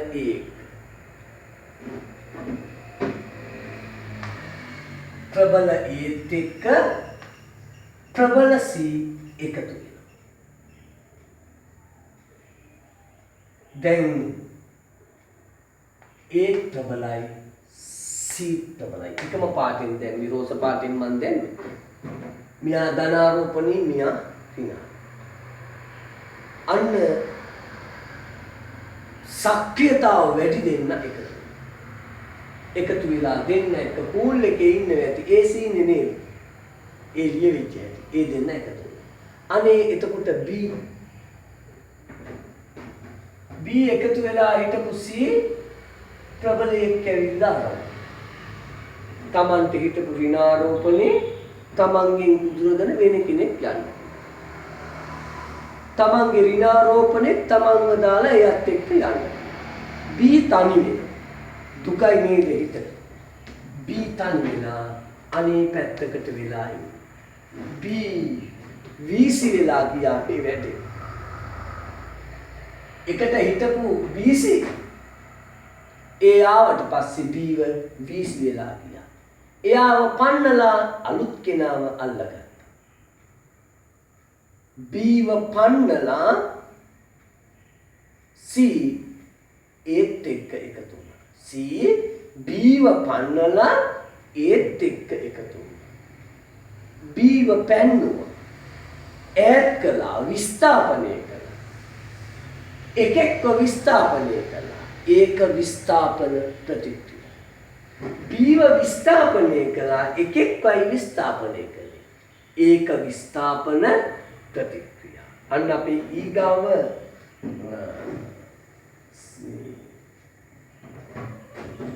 प्रतिक्रिया वर्गे एक विस्थापन प्रतिक्रिया एक एक करे අනිකව පන්නලා එයාගේ කෙනාව අරගෙන යන සීන් එක. තේරුණාද? රයිට්. අපි ලියමු නෝට් එකේ වැටලා තියෙන්නේ ඒක ප්‍රතිස්ථාපන ප්‍රතික්‍රියා කියලා. ඒකත් වැදන්නේ කලින් විෂය නිර්දේශයේ තිබුණේ ඒක ප්‍රතිස්ථාපන කියලා. නමුත් අපි දැන් මේ අලුත් පොතේ තියෙන එක විස්ථාපන නිසා ප්‍රති කියන කැලල කපලා දාලා ලියන්න. හරිද? අත්‍යවශ්‍යම කාරණාවක් නෙමෙයි. රයිට්. එහෙනම් මාතෘකාව ඒක විස්ථාපන ප්‍රතික්‍රියා. දැන් කියන්නේ මෙන්න මෙහෙම පවුලක් ඉන්නකොට අල්ලපු ගෙදර කෙනෙක් නැතිලා ඒ කතන්දර මේකට නෑ නේද? රයිට්. ඒක මතකයේ ඉන්න කියන කතාවනේ. රයිට්. එක් මූලද්‍රව්‍යයක් මගින්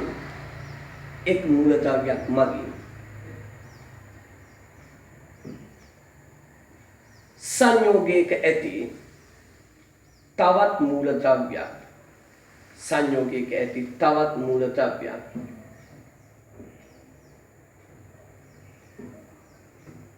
එක් මූලද්‍රව්‍යයක් මගින් සංයෝගයක ඇති තවත් මූලද්‍රව්‍යයක් විස්ථාපනය කරමින් සිදුවන ප්‍රතික්‍රියා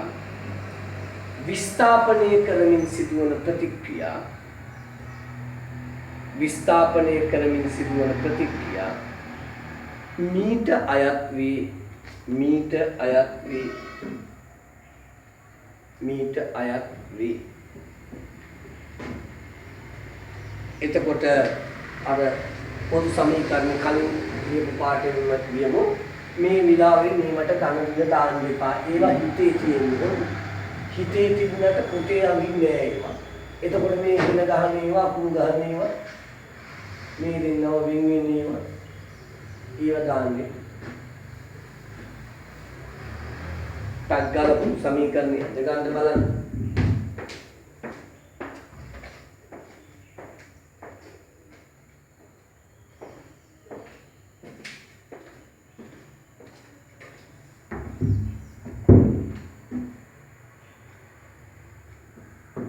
හරි නේද? දැන් උදාහරණ මෙන්න මිදාපාර තමයි ඔයා ගොඩක් උදාහරණ ලියන වෙලාව. හොඳයි. මම එකම එකයි ලියන්නේ. ඔයා ලියන්න එපා මට කලින්. හොඳයි. එහෙම වුණා වැඩි අවුල් වෙනවා.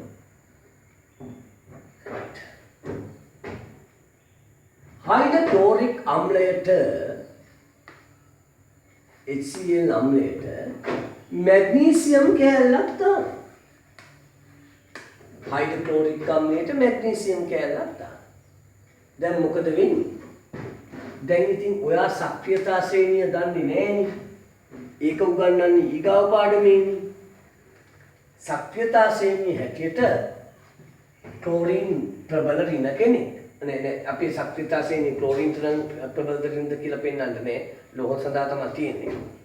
සක්‍රියතා ශ්‍රේණිය ධනය සඳහා තමයි තියෙන්නේ. හොඳේ. එතකොට සක්‍රියතා ශ්‍රේණිය හයිඩ්‍රජන්ට වඩා මැග්නීසියම් ප්‍රබලයි. එතකොට මෙතන මැග්නීසියම් ධන දෙකේ අයනයක් හදන එයා ප්‍රබලයා මෙයා දුර්වලයි. දුර්වල තමයි.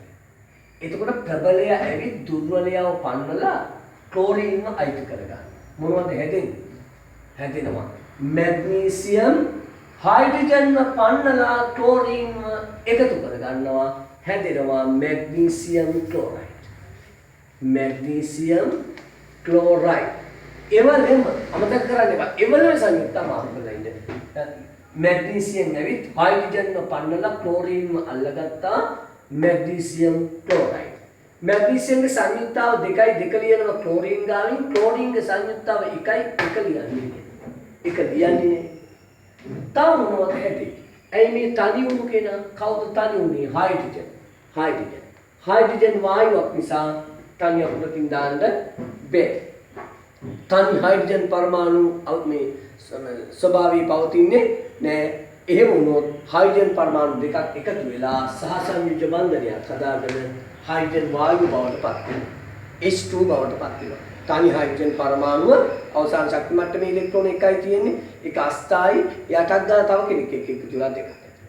මම තුලිත කරලම දාන්නම් මේක. මෙන්න මේ තනරින නම් තියන්න එපා. මම ඒ ඔයාලට ලේසි වෙන්න එහෙම කිව්වා. මැග්නීසියම් 1යි මැග්නීසියම් 1යි.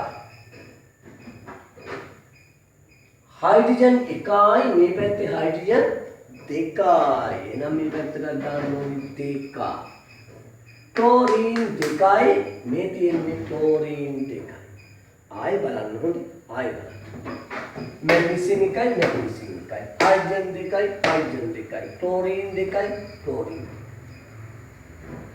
ඉතුරු සමීකරණ තුන ඔයා ලියන්නේ. සම්පූර්ණයෙන් මම ප්‍රතික්‍රියා දෙනවා ඔයා පළ ලියන්න. හොඳයි. මේ උතර මම ඉඳ තියලා තියෙන රූලක් කරන රූලක් ලියන්න. ඔය දෙවෙනි පිටුවේ රූල් 4ක් තියෙනවා. එහා පැත්තේ පිටුවේ රූල් 1 2 3 4ක් තියෙනවා. එතකොට 4යි අපි ලියන්නේ එකක් කර එකක් ලියමු. ඉත තියෙන වෙලාවක පොඩ්ඩක් නිදාසේ ලියමුකෝ නේද? ඔයා මෙන්න මේවා ලියන්න ඕනේ. මොනවද? සිංක් කෑල්ලක් දානවා. සිංක් කෑල්ලක් දානවා. තංක සල්ෆියුරික් අම්ලයට H2SO4 වලට. එතකොට ඔයා මෙතනින් අයින් කරන්නේ සල්ෆේට් ඛණ්ඩකය. මේක හැදලා තියෙන්නේ හයිඩ්‍රජන් ධන අයන දෙකක් සල්ෆේට් ඍණ දෙකේ අයන. මෙතන යනකොට යන්නේ සල්ෆේට් දෙන්න මේක. සල්ෆේට් ඛණ්ඩකයමයි යන්නේ. තව උදව් කරන්න හොඳ නෑ නේද? හරි. හැබැයි ඔයාලා කියන්නේ ඊගාවිකේ ලියනවා සිංක් කෑල්ලක් දානවා කොපර් සල්ෆේට් වලට. කොපර් සල්ෆේට් වලට නිල් පාට කොපර් සල්ෆේට් ගන්නවා. මෙන්න එතන අප්‍රත්‍යයෙන් ඉදමදි වෙන්නේ. මෙතන මොකක් හරි ලියන්න ඉඩ තියෙන්නේ. ඒක තාම තියන්න ඉඩ. ඊගාවක ලියන්න තියෙන්නේ potassium bromide. potassium bromide වලට දානවා ක්ලෝරින් වායු. potassium bromide තුලින් යවනවා ක්ලෝරින් වායු බුබුලණය කරනවා. වෙන්නේ මොකද කියලා එක්කෙනෙක් අයින් කළා එක්කෙනාව ගන්න එකයි වෙන්නේ. මෙතෙන්දී potassium ධන bromine ඍණ ක්ලෝරින් ඍණ කෙනෙක් හොඳයි. ක්ලෝරින් සිංක් ධන කෙනෙක් කොපර් ධන කෙනෙක් සල්ෆේට් ඍණ ධන දෙන්නයි ඍණ ධන දෙන්නයි ඍණ එකයි ධන එක්කෙනයි ඍණ ගොඩක් උදව්. රයිට් ලියලා තුන්ත කරන්න බලන්න.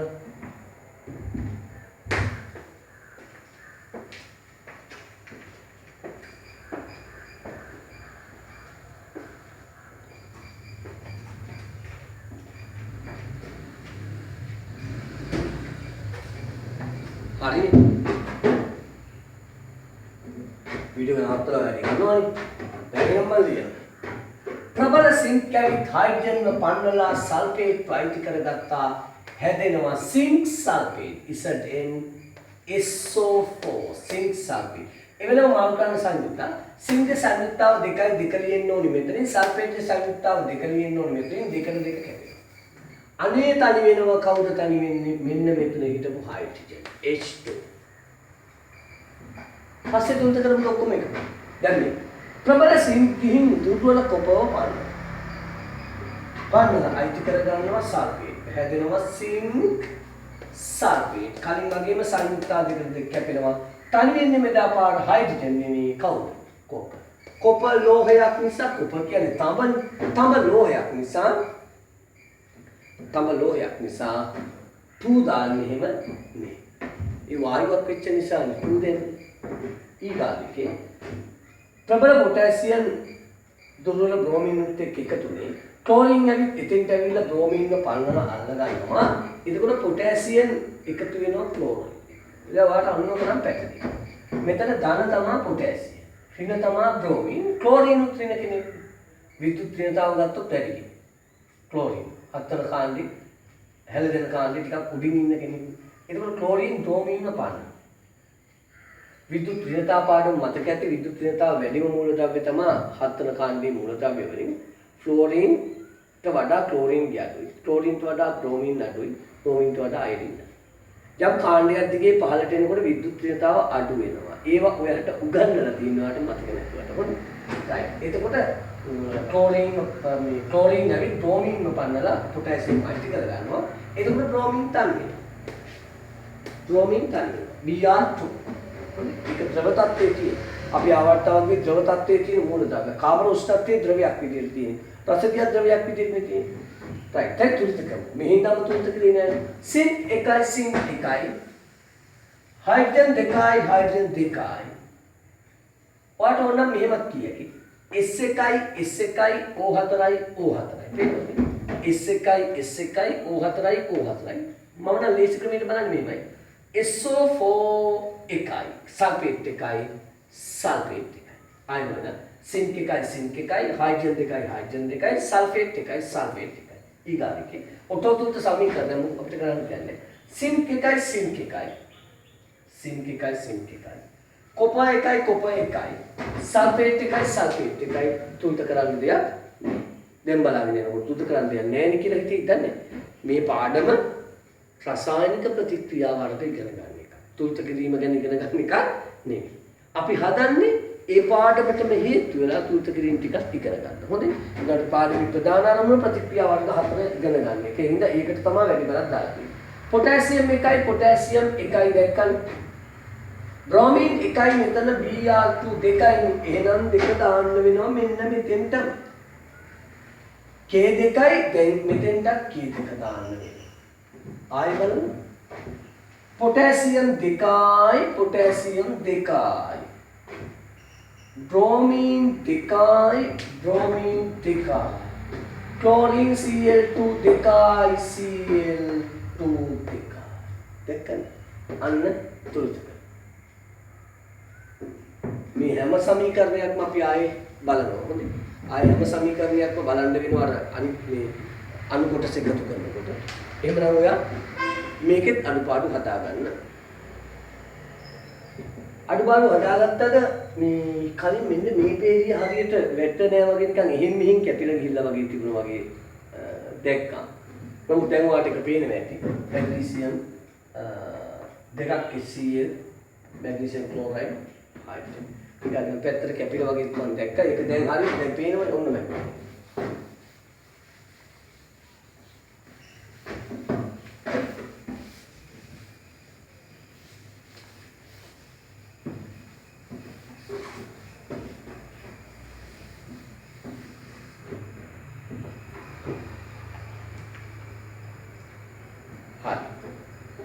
මෙන්න අපි ඊගාව ප්‍රතික්‍රියා බලමු. හරි. AB කියන සංයෝගයක් තියෙනවා. මම ඒවා ඒ ක්‍රියාකෘති පාවිච්චි කරන්න බලාගෙන මම මේ බැලුවේ තියෙනවා. AB කියන රසායනික සංයෝගයක් තියෙනවා. ප්‍රතික්‍රියාවක් තියෙනවා. ඒකේ අපි හිතමුකෝ A ප්‍රබලයි B දුර්වලයි. ප්‍රබල ධනාරෝපණයක් දුර්වල ඍණාරෝපණයක් එක්ක ඉන්නවා. නමුත් කවදාවත් ධනාරෝපණේ හිතන්නේ නැහැ අනේ මගේ ඍණාරෝපණේ හරි දුර්වලයි නේ මොකටද යත් එක්ක සංයෝගගත වෙලා ඉඳලා කියලා නේද? එහෙම ඉන්නේ ඒගොල්ලෝ බොහොම සාමයෙන් සමගියෙන් සංයෝග කරනවා. පෞල් කරනවා වගේ තමයි සංයෝග කරනවා කියන්නේ. හොඳයි. right. එතකොට තවත් තැනක ඉන්නවා CD කියලා දෙන්නේ. CD. ඒක C දුර්වල ධනාරෝපණය. හැබැයි D ප්‍රබල ඍණාරෝපණය. ප්‍රබල ඍණ. දැන් මෙයාගේ ධන ප්‍රබලයි ඍණ දුර්වලයි. මෙයාගේ ඍණ ප්‍රබලයි ධන දුර්වලයි. නමුත් මේගොල්ලෝ බොහොම සාමයෙන් සතුටින් ජීවත් වෙනවා මෙයාත් සාමයෙන් සතුටින් ජීවත් වෙනවා. හරි කතා කියන්නේ ජීවත් වෙනවා කියලා නේද? නිකන් කියවේ. ඔහොම ඉන්නේ නැති. මේ දෙගොල්ලෝ එක තැනකදී මුණ ගැහෙන්නේ. එක බීකරයකට දාන, එක පරීක්ෂණ නලයකට දාන. අන්න එක ළඟ ගෙවල් දෙකක දැන් පදිංචි වෙලා ඉන්නේ. අන්න එතකොට දීප්ත හිතෙනවා. මම ප්‍රබලයෙක් නේ, ප්‍රබලයෙක්. අනේ මගේ ධනාරෝපණේ හරි දුර්වලයි. මගේ ධනාරෝපණේ හරි දුර්වලයි. ඒ වුණාට ඒ හොගෙතන ඉන්න ධනාරෝපණේ නම් යානි වැඩි නේද? යානන් හරි ප්‍රබලයි. මට එයත් එක්ක එකතු වෙන්න තිබුණා නම් කියලා ඩීට ඒත් එක්ක ඒටත් හිතනවා. ඇයි? එයත් ඉන්නේ දුර්වල රින කෙනෙක් එක්කනේ. මේ දුර්වලයව දාලා ඩීත් එක්ක එකතු වෙන්න තිබුණා නම් ප්‍රබල කෙනෙක් නේ කියලා හිතනකොට මුන්ගේ තිබුණු බැඳීම් බිඳිලා යනවනේ එහෙම හිතනකොටම නේද? අන්න එතකොට ප්‍රබලයෝ දෙන්න එකතු වෙනවා. කවුද ප්‍රබලයෝ දෙන්න? ප්‍රබල දාන ප්‍රබල රින. මොනවද හැදෙන්නේ? ඒටි දෙන්නම ප්‍රබල. එතකොට තනිවෙන. කවුද තනිවෙන්නේ? අනේ මේ පැත්තේ B තනි වෙනවා, මේ පැත්තේ C තනි වෙනවා. ගිය පාර නම් එකෙක් තනි වෙලා බොහෝම ශෝකයෙන් නේද? එයාට ඇත්තටම තනිම වෙන්න උන. මෙදා පාර එහෙම වෙන්නේ නැහැ. B තනි වෙලා ඉන්නකොට C ගිහිල්ලා කියනවා ඔයා අඬන්න එපා, දුක් වෙන්න එපා. ඒ ඔයාව දාලා ගියාට මම ඉන්නවනේ ඔයාට. නේද? ඇයි? එයාත් දැන් තනියලායි. අන්න විස්ථාපනය වෙච්ච දෙන්න එකතු වෙනවා. කවුද හැදෙන්නේ? ලියන්නේ එපා BC කියලා. හොඳේ. ඇයි? ධන මුලට දාලා ලියන්න ඕනේ. හැදෙන්නේ C. අන්න ඒක ගැන කල්පනා කරන්න. මෙයානි ධන, මෙයානි ඍණ ධන මුලට දාන්න CB. ඔව් CB CD නෙමෙයි. CB. තේරුණාද බලන්න? C ධන නිසා මුලට වැටෙනවා. B ඍණ නිසා අකට වැටෙනවා. දුර්වලයද? ඔය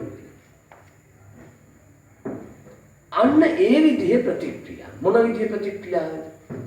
මෙතන සංයෝග දෙකක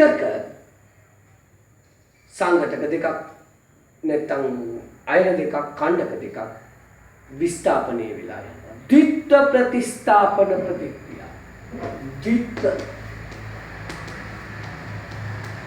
ද්විත්ව විස්ථාපන. ද්විත්ව විස්ථාපන ප්‍රතික්‍රියා. ලියමු. ඒකේ ප්‍රතිස්ථාපන කියන තමයි print වෙලා තියෙන එක හදන්න ප්‍රති කියන කැලල කපලා වියන්න දාලා. ද්විත්ව විස්ථාපන ප්‍රතික්‍රියා යම් සංයෝගයක අඩංගු මූලද්‍රව්‍යයක් හෝ යම් සංයෝගයක අඩංගු මූලද්‍රව්‍යයක්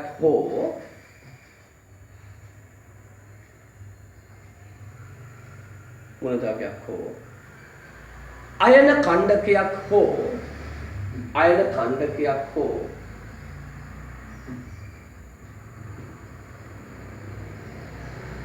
වෙනත්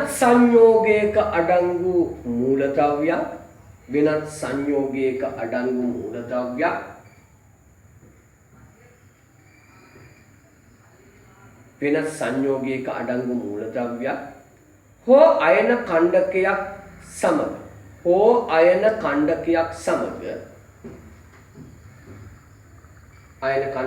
සමග හුවමාරු වීමේ ප්‍රතික්‍රියාවක් ද්විත්ව විස්ථාපන ප්‍රතික්‍රියාවක් ලෙස හැඳින්වේ.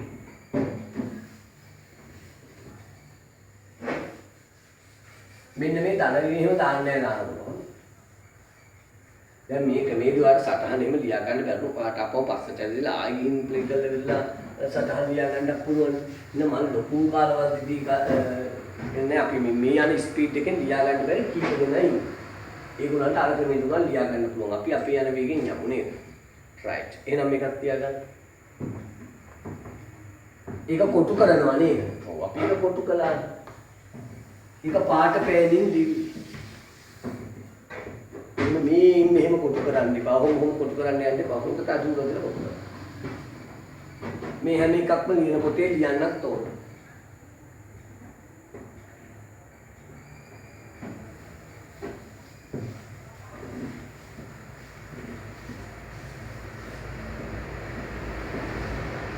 දැන් ඒකට උදාහරණ හරි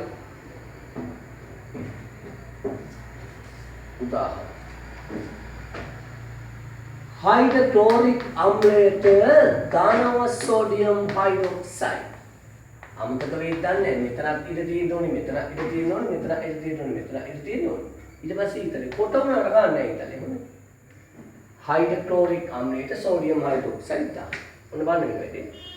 හයිඩ්‍රජන් දුර්වල දාන කෙනෙක්. ක්ලෝරින් ප්‍රබල ඍණ කෙනෙක්. දුර්වල දාන කෙනෙක් ප්‍රබල ඍණ කෙනෙක්. सोडियम प्रबल धन කෙනෙක් අර සක්‍රියතා ශ්‍රේණියක බලාගත්ත එක ඊටාට हाइड्रोक्सिल දුරල දැන් වඩා ප්‍රබල සෝඩියම් වඩා ප්‍රබල ක්ලෝරින් එකතු වෙනවා හැදෙනවා සෝඩියම් ක්ලෝරයිඩ් ප්‍රබලයාත් එක්ක එකතු වුණා සෝඩියම් ක්ලෝරයිඩ් එතකොට මේ පැත්තෙන් තනි වෙනවා හයිඩ්‍රජන් මේ පැත්තෙන් තනි වෙනවා OH हाइड्रोक्सिल මේ පැත්තෙන් හයිඩ්‍රජන් මෙතනින් OH නැත්නම් हाइड्रोक्सिल මේ हाइड्रोक्सिल में H එකතු වුණාම H දෙකක් එනවා H2 මේ O ආය බලන්න H1යි H2යි O එකයි H2O චල් මට නම් මෙතන එක බඳුනා අගට තියන්න ඉතින් ඒක ප්‍රශ්නයක් නෑ දැන් මම මේක මගලා දානවනේ ඔයාට ඒක උමරාවෙන් ඊගාව දවසේ අද නෙමෙයි ඔක ඕන වෙන්නේ ඊගාව දවසේ කොර්සිජර් එහෙනම් තුන්ත කිවිල වාට බාරයි දැන් තුතිත කරන්නේ නැහැ වා හිතන්න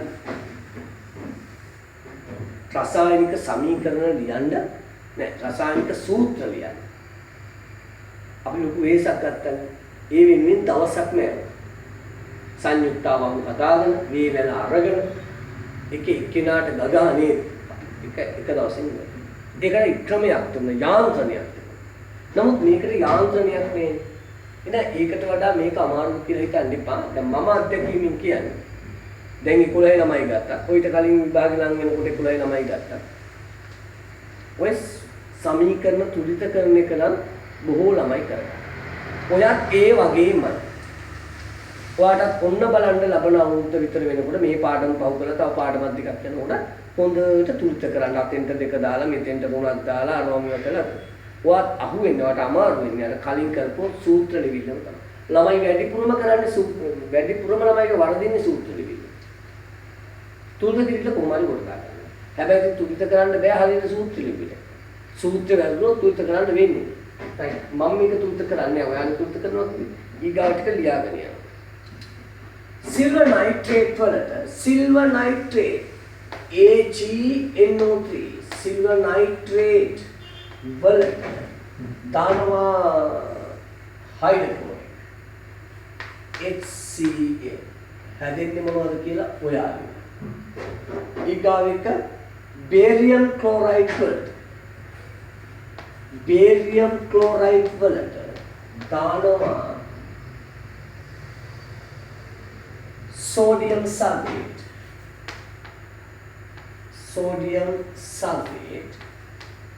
बेरियम संयुक्ताव දෙක නිසා ක්ලෝරින් ගාමින් දෙක ලියුවා ක්ලෝරින් සංයුක්තාව එකයි ලියන්නේ සෝඩියම් සංයුක්තාව එකයි එක ලියන්නේ සල්ෆේට් සංයුක්තාව දෙකයි දෙක ලියන්නේ හැදෙන්නේ ඔයාලා අන්තිම එක 1 2 3 4 තව දෙකක් ලියන්නේ නේද आयन 2 सल्फेट हेवा आयन 2 सल्फेट නැත්නම් පෙරස් සල්ෆේට් වලට දානවා සෝඩියම් හයිඩ්‍රොක්සයිඩ් අන්තිමට කැල්සියම් ක්ලෝරයිඩ් වලට කැල්සියම් සංයුක්තාව දෙකයි ක්ලෝරින් සංයුක්තාව මේක පෙරස් සල්ෆේට් එතකොට පෙරස් කිව්වම සංයුක්තාව දෙකයි. මෙයාගෙන් දෙකයි දෙකට කැපෙනවා. මෙයාගෙන් දෙකයි එකට කැපෙනවා. මෙයාගෙන් දෙකයි ඔන්න දෙක ඉතුරු. කැල්සියම් ක්ලෝරයිඩ් වලට දාන්න ඕනේ සෝඩියම් කාබනේට්ගේ සංයුක්තාව දෙකයි මෙතෙන් තියෙනවා. සෝඩියම් දෙකයි එක ලියන්න. right. ඔයා මේක ලියාගෙන ප්‍රතික්‍රියක ටිකක් ඉතින් මම දීලා තියෙනවා ඵල ටික ලියලා තුන්ට කරන්න. right ඔන්න බලා ගන්න. right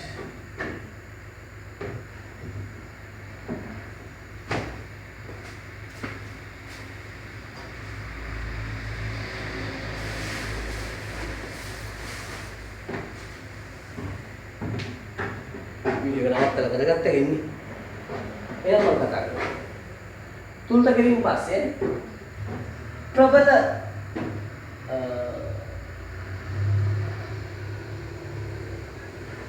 යොදෙන්නකි මෙයා මේක ප්‍රබලයක් නෙවෙයි. හයිඩ්‍රජන් සක්‍රියතාවයෙන්.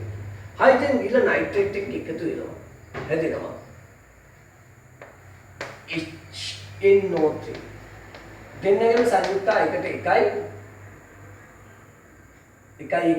එක නිසා මොකද මාරු වෙන්නේ නැහැ. අනිත් පැත්තේ හැදෙනවා සිල්වර් ක්ලෝරයිඩ්. ඒකේ සංයුක්ත එකට කියනවා. බේරියම් එකතු දැන් මේක තියෙන්නේ මාරු කර කර ලියන්නේ මේ වගේ ප්‍රතික්‍රියා හරි ලේසි. ප්‍රබල දුබල කතා මොකුත් නැහැ. අනිත් එක්කෙනා එක්ක එකතු කරලා සෝඩියම් ගින් ක්ලෝරින් එක්ක එකතු වෙනවා. හැදෙනවා සෝඩියම් ක්ලෝරයිඩ්. සල්ෆේට් ගිහින් බේරියම් එක්ක එකතු වෙනවා හැදෙනවා බේරියම් සල්ෆේට්. ඒක නම් පේන්නේ නැහැ නේද? Barium sulphate. මම මේක ආපහු කරනවා.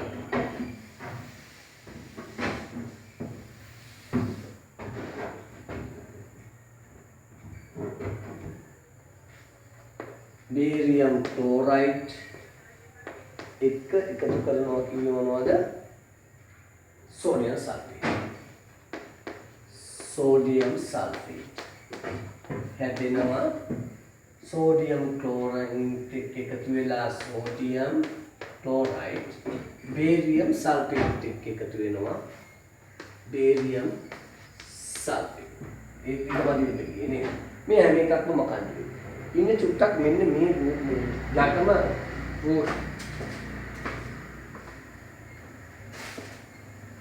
යටම රුලයට පේනවා ඒක දෙන්නේ ආය අඳින්න වෙනවා. Terrace sulphate sodium hydroxide.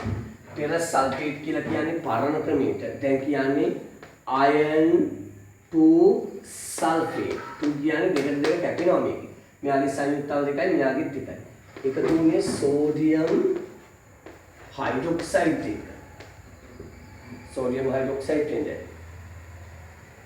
ඔව්. එතකොට sodium යනවා sulfate එක. sodium sulfate ferrous hydroxide iron දෙක hydroxide iron hydroxide අන්න hydroxyl ගේ සංයුක්තාව එකයි එක මෙයාගාරින් iron ගේ සංයුක්තාව දෙකයි. වගේ සංයුක්තාවක් තියෙනවා මේකෙදී දෙකයි කියලා පේනවා. මෙයාගේ දෙකට දෙක කැපුණානේ. ඒ දෙක මෙයා කැපෙන්නේ දෙක මෙතෙන් තියනකොට වරන්නේ. ඔන්න ඕවා දැන් ටිකක් අවුල් නැති. ඔය අවුල් වෙන්නේ මොකක්ද දන්නවද? ඒ අවුල් වෙන්නේ අර සූත්‍ර පාඩම හරියට කරේ නෑනේ. හෝ සූත්‍ර පාඩම අමතක කළා. සංයුක්තව. මේ කියන්නේ යාකම. යාකට බහු සංයුක්තාව දක්වන මූලද්‍රව්‍ය. සමහර වෙලාවට සංයුක්තාව දෙක දරනවා, සමහර වෙලාවට එක දරනවා. මේ දෙක දරන අවස්ථාව. එයාගේ දෙකම තෙල්ලුවා හයිඩ්‍රොක්සිල් එකේ තුන් තුන්. රයිට්. ඊගාවට මේකත් අර වගේම මෙහාට කරලා ඇඳ ගන්නවා. බලන්නකො එක දෙක වුණානේ මටත් නේද. කැල්සියම් ක්ලෝරයිඩ් ප්‍රතික්‍රියා කරන්නේ සෝඩියම් කාබනේට් එක්ක. සෝඩියම් කාබනේට් කාබනේට් සංයුක්තාව දෙකයි සෝඩියම් දෙකයි කියලා. දැන් හැදෙන්නේ සෝඩියම් ක්ලෝරින් එක්ක එකතු වෙලා සෝඩියම් ක්ලෝරයිඩ්. සහ කැල්සියම් කාබනේට් එක්ක එකතු වෙලා කැල්සියම් කාබනේට්. දැන් මම මේ නිල්පාට චෝක් කැල්ල අරගෙන තුලිත කරගෙන යන්නයි හදන්නේ. right. එහෙනම් හයිඩ්‍රජන් මෙතන එකයි දෙකයි. මෙතන දෙක තියෙනවා H2. එහෙනම් හයිඩ්‍රජන්. ක්ලෝරින් එකයි. Na එකයි. O එකයි. හයිඩ්‍රජන් අසල ගණන් කරනකොට ගණන් කරන්නේ දෙකයි කියලා මේ තියෙන්නේ. එහෙනම් පළවෙනි සමීකරණේ ඔටෝ තුලිතයි. දෙවෙනි සමීකරණය සිල්ල එකයි සිල්ල එකයි. NO3 nitrate එකයි NO3 nitrate එකයි. hydrogen එකයි hydrogen. chlorine එකයි chlorine එකයි. ඒකත් ඔටෝ තුලයි. අනේ එහෙම වෙනවා නම් විභාගෙටත් නේද? barium එකයි barium එකයි. chlorine එකයි අන්න chlorine. මෙතන chlorine Cl2 Cl මෙතන දෙකක්. දැන් barium එකයි barium එකයි. chlorine දෙකයි chlorine දෙකයි. sodium දෙකයි Na2 Na2 මෙතන sodium දෙකයි Na මේ තියෙන 2 දෙක. SO4 එකයි SO4 එකයි. එකක් දැන් ඊගායි. Fe එකයි Fe එකයි. SO4 එකයි SO4 එකයි. sodium එකයි sodium අන්න මාතින් යරලා කියලා. මොකද මාතින් යරලා. මෙතන sodium sulfate නේ. sodium sulfate මම ලියලා තියෙන්නේ. sodium ගේ සංයුතතාව එකයි එක මෙතන ලියනවා sulfate ගේ සංයුතතාව දෙකයි මෙන්න දෙන්න දෙකක් එන්නේ. sulfate සංයුතතාව දෙකයි sodium එක උනා. එතකොට iron එකයි iron එකයි.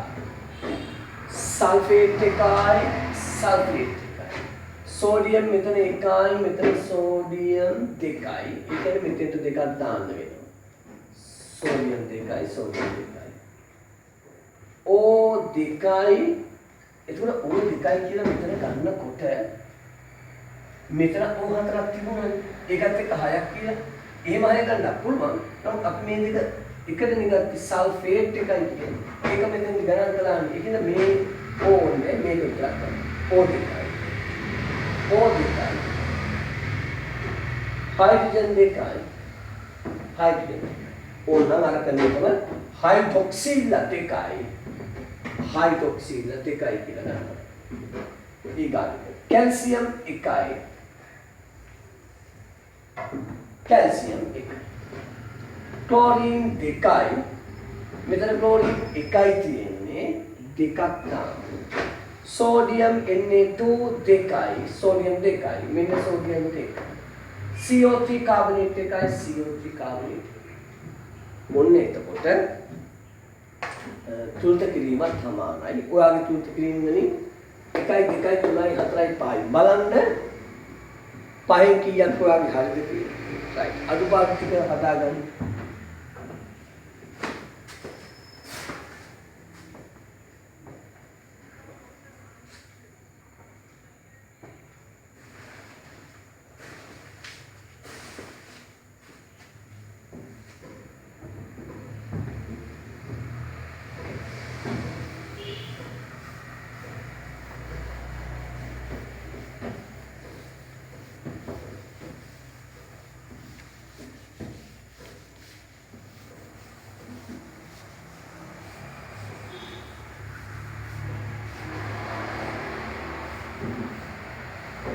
එහෙනම් මේ වෙනකොට අපේ පාඩමේ රසායනික ප්‍රතික්‍රියා වර්ග 4 ඉගෙන ගත්තා. රසායනික සංයෝජන ප්‍රතික්‍රියා, රසායනික වියෝජන ප්‍රතික්‍රියා, ඒක විස්ථාපන ප්‍රතික්‍රියා, ද්විත්ව විස්ථාපන ප්‍රතික්‍රියා. ඊට අමතරව මේ පාඩමටම හේතු වෙලා අපි රසායනික සමීකරණය තුලිත කරන්නේ කොහොමද කියන එක ගැන ඉගෙන ගත්තා. අපි කීපයක් තුලිත කළා. අපි කොහොම යනකොට ඉදිරියට තව පාඩම් ගන්නවා තුලිත කිරින් එනවා. ඒක මට ෂුවර්. මට විශ්වාසයි වාට එක පුළුවන් වෙනවා කියලා. මම වා සූත්‍ර ලියනකොට මම එහෙම කිව්වේ නෑ. නේ? ඒ කිව්වේ නැත්නම් ඔයාගේ සූත්‍ර සංයුක්තවක පාඩම් කරගන්න නැහැ කියලා මම දන්නේ. මේක වාට ඒ වෙලාවේ හරියට ඒක මම දන්නවා. එවනම් අපි ඊගාවට ඒ පාඩමේ ඒ කියන්නේ පිටු අංක 3 මම ගොඩක් කරලා නෑ අද දවස්. මම ගොඩක් කරලා නැති වුණාට පිටු වලින් ගොඩක් කරලා නැති. අපි තාමත් ඉන්නේ පිටු අංක 3. ඒ වුණාට අපි මේ වෙනකොට ඇත්තම කියනවා නම් දැන් අපි පැය දෙකකට ආසන්න කාලයක් වගේ දැන් මේ පාඩමේ වීඩියෝ කියනවා. ඒකටත් වඩා මේ පන්ති කාමරේ එහෙම කළා නම් ඔය අපි 12:45ට විතර පටන් ගන්නවනේ පාඩම 4යි කාලේ වෙනකන් ওই ටිකේ ඇවිත්. අර මෙතන ඔයාගේ තියෙන කෑගෝ ගැහිලි ටික නැති හින්දායි ඒවට එක එක්කිනාට අදාළව විශේෂ කර කර කතා කරන්න නැති හින්දා මේ වුණාට සාමාන්‍යයෙන් පාඩමකදී මම දවසකදී ඔය ටික තමයි කරන්නේ. ඒකට වඩා කතා කරන එක කාට මහන්සි මම කරන්න ඕනි ළඟ පාඩම් දාන එක. සතියකට පාඩමක් කියලා හිතන්නේ නැතුව ඊට වඩා පාඩම් ප්‍රමාණය වැඩි කරන්න ඔයිට වඩා එක දිගට ඉගෙන ගත්තොත් ඔයාට එකක් ඔයාට අමාරුයි. අනික ඔයාට තේරෙන්නේ නැති වෙනවා. ඔළුවට වදින ප්‍රමාණයකුත් තියෙනවා. අනික තමයි මම කිව්වා ඒ ෆෝන් එකෙන් ගොඩක් දෙනෙක් බලන්නේ. ඔය පොඩි ෆෝන් එකක් දිහා එහෙම ගොඩක් වෙලා බලාගෙනත් හොඳ ඒක ශරීර සෞඛ්‍යයටත් හොඳ නෑ. අපි කිව්වෙම ෆෝන් දිහා බලන්න ඉපා කියන මේ කන්සෙප්ට් කලින් නේද? දැන් තමයි ෆෝන් බලන්න කියලා කියන්නේ.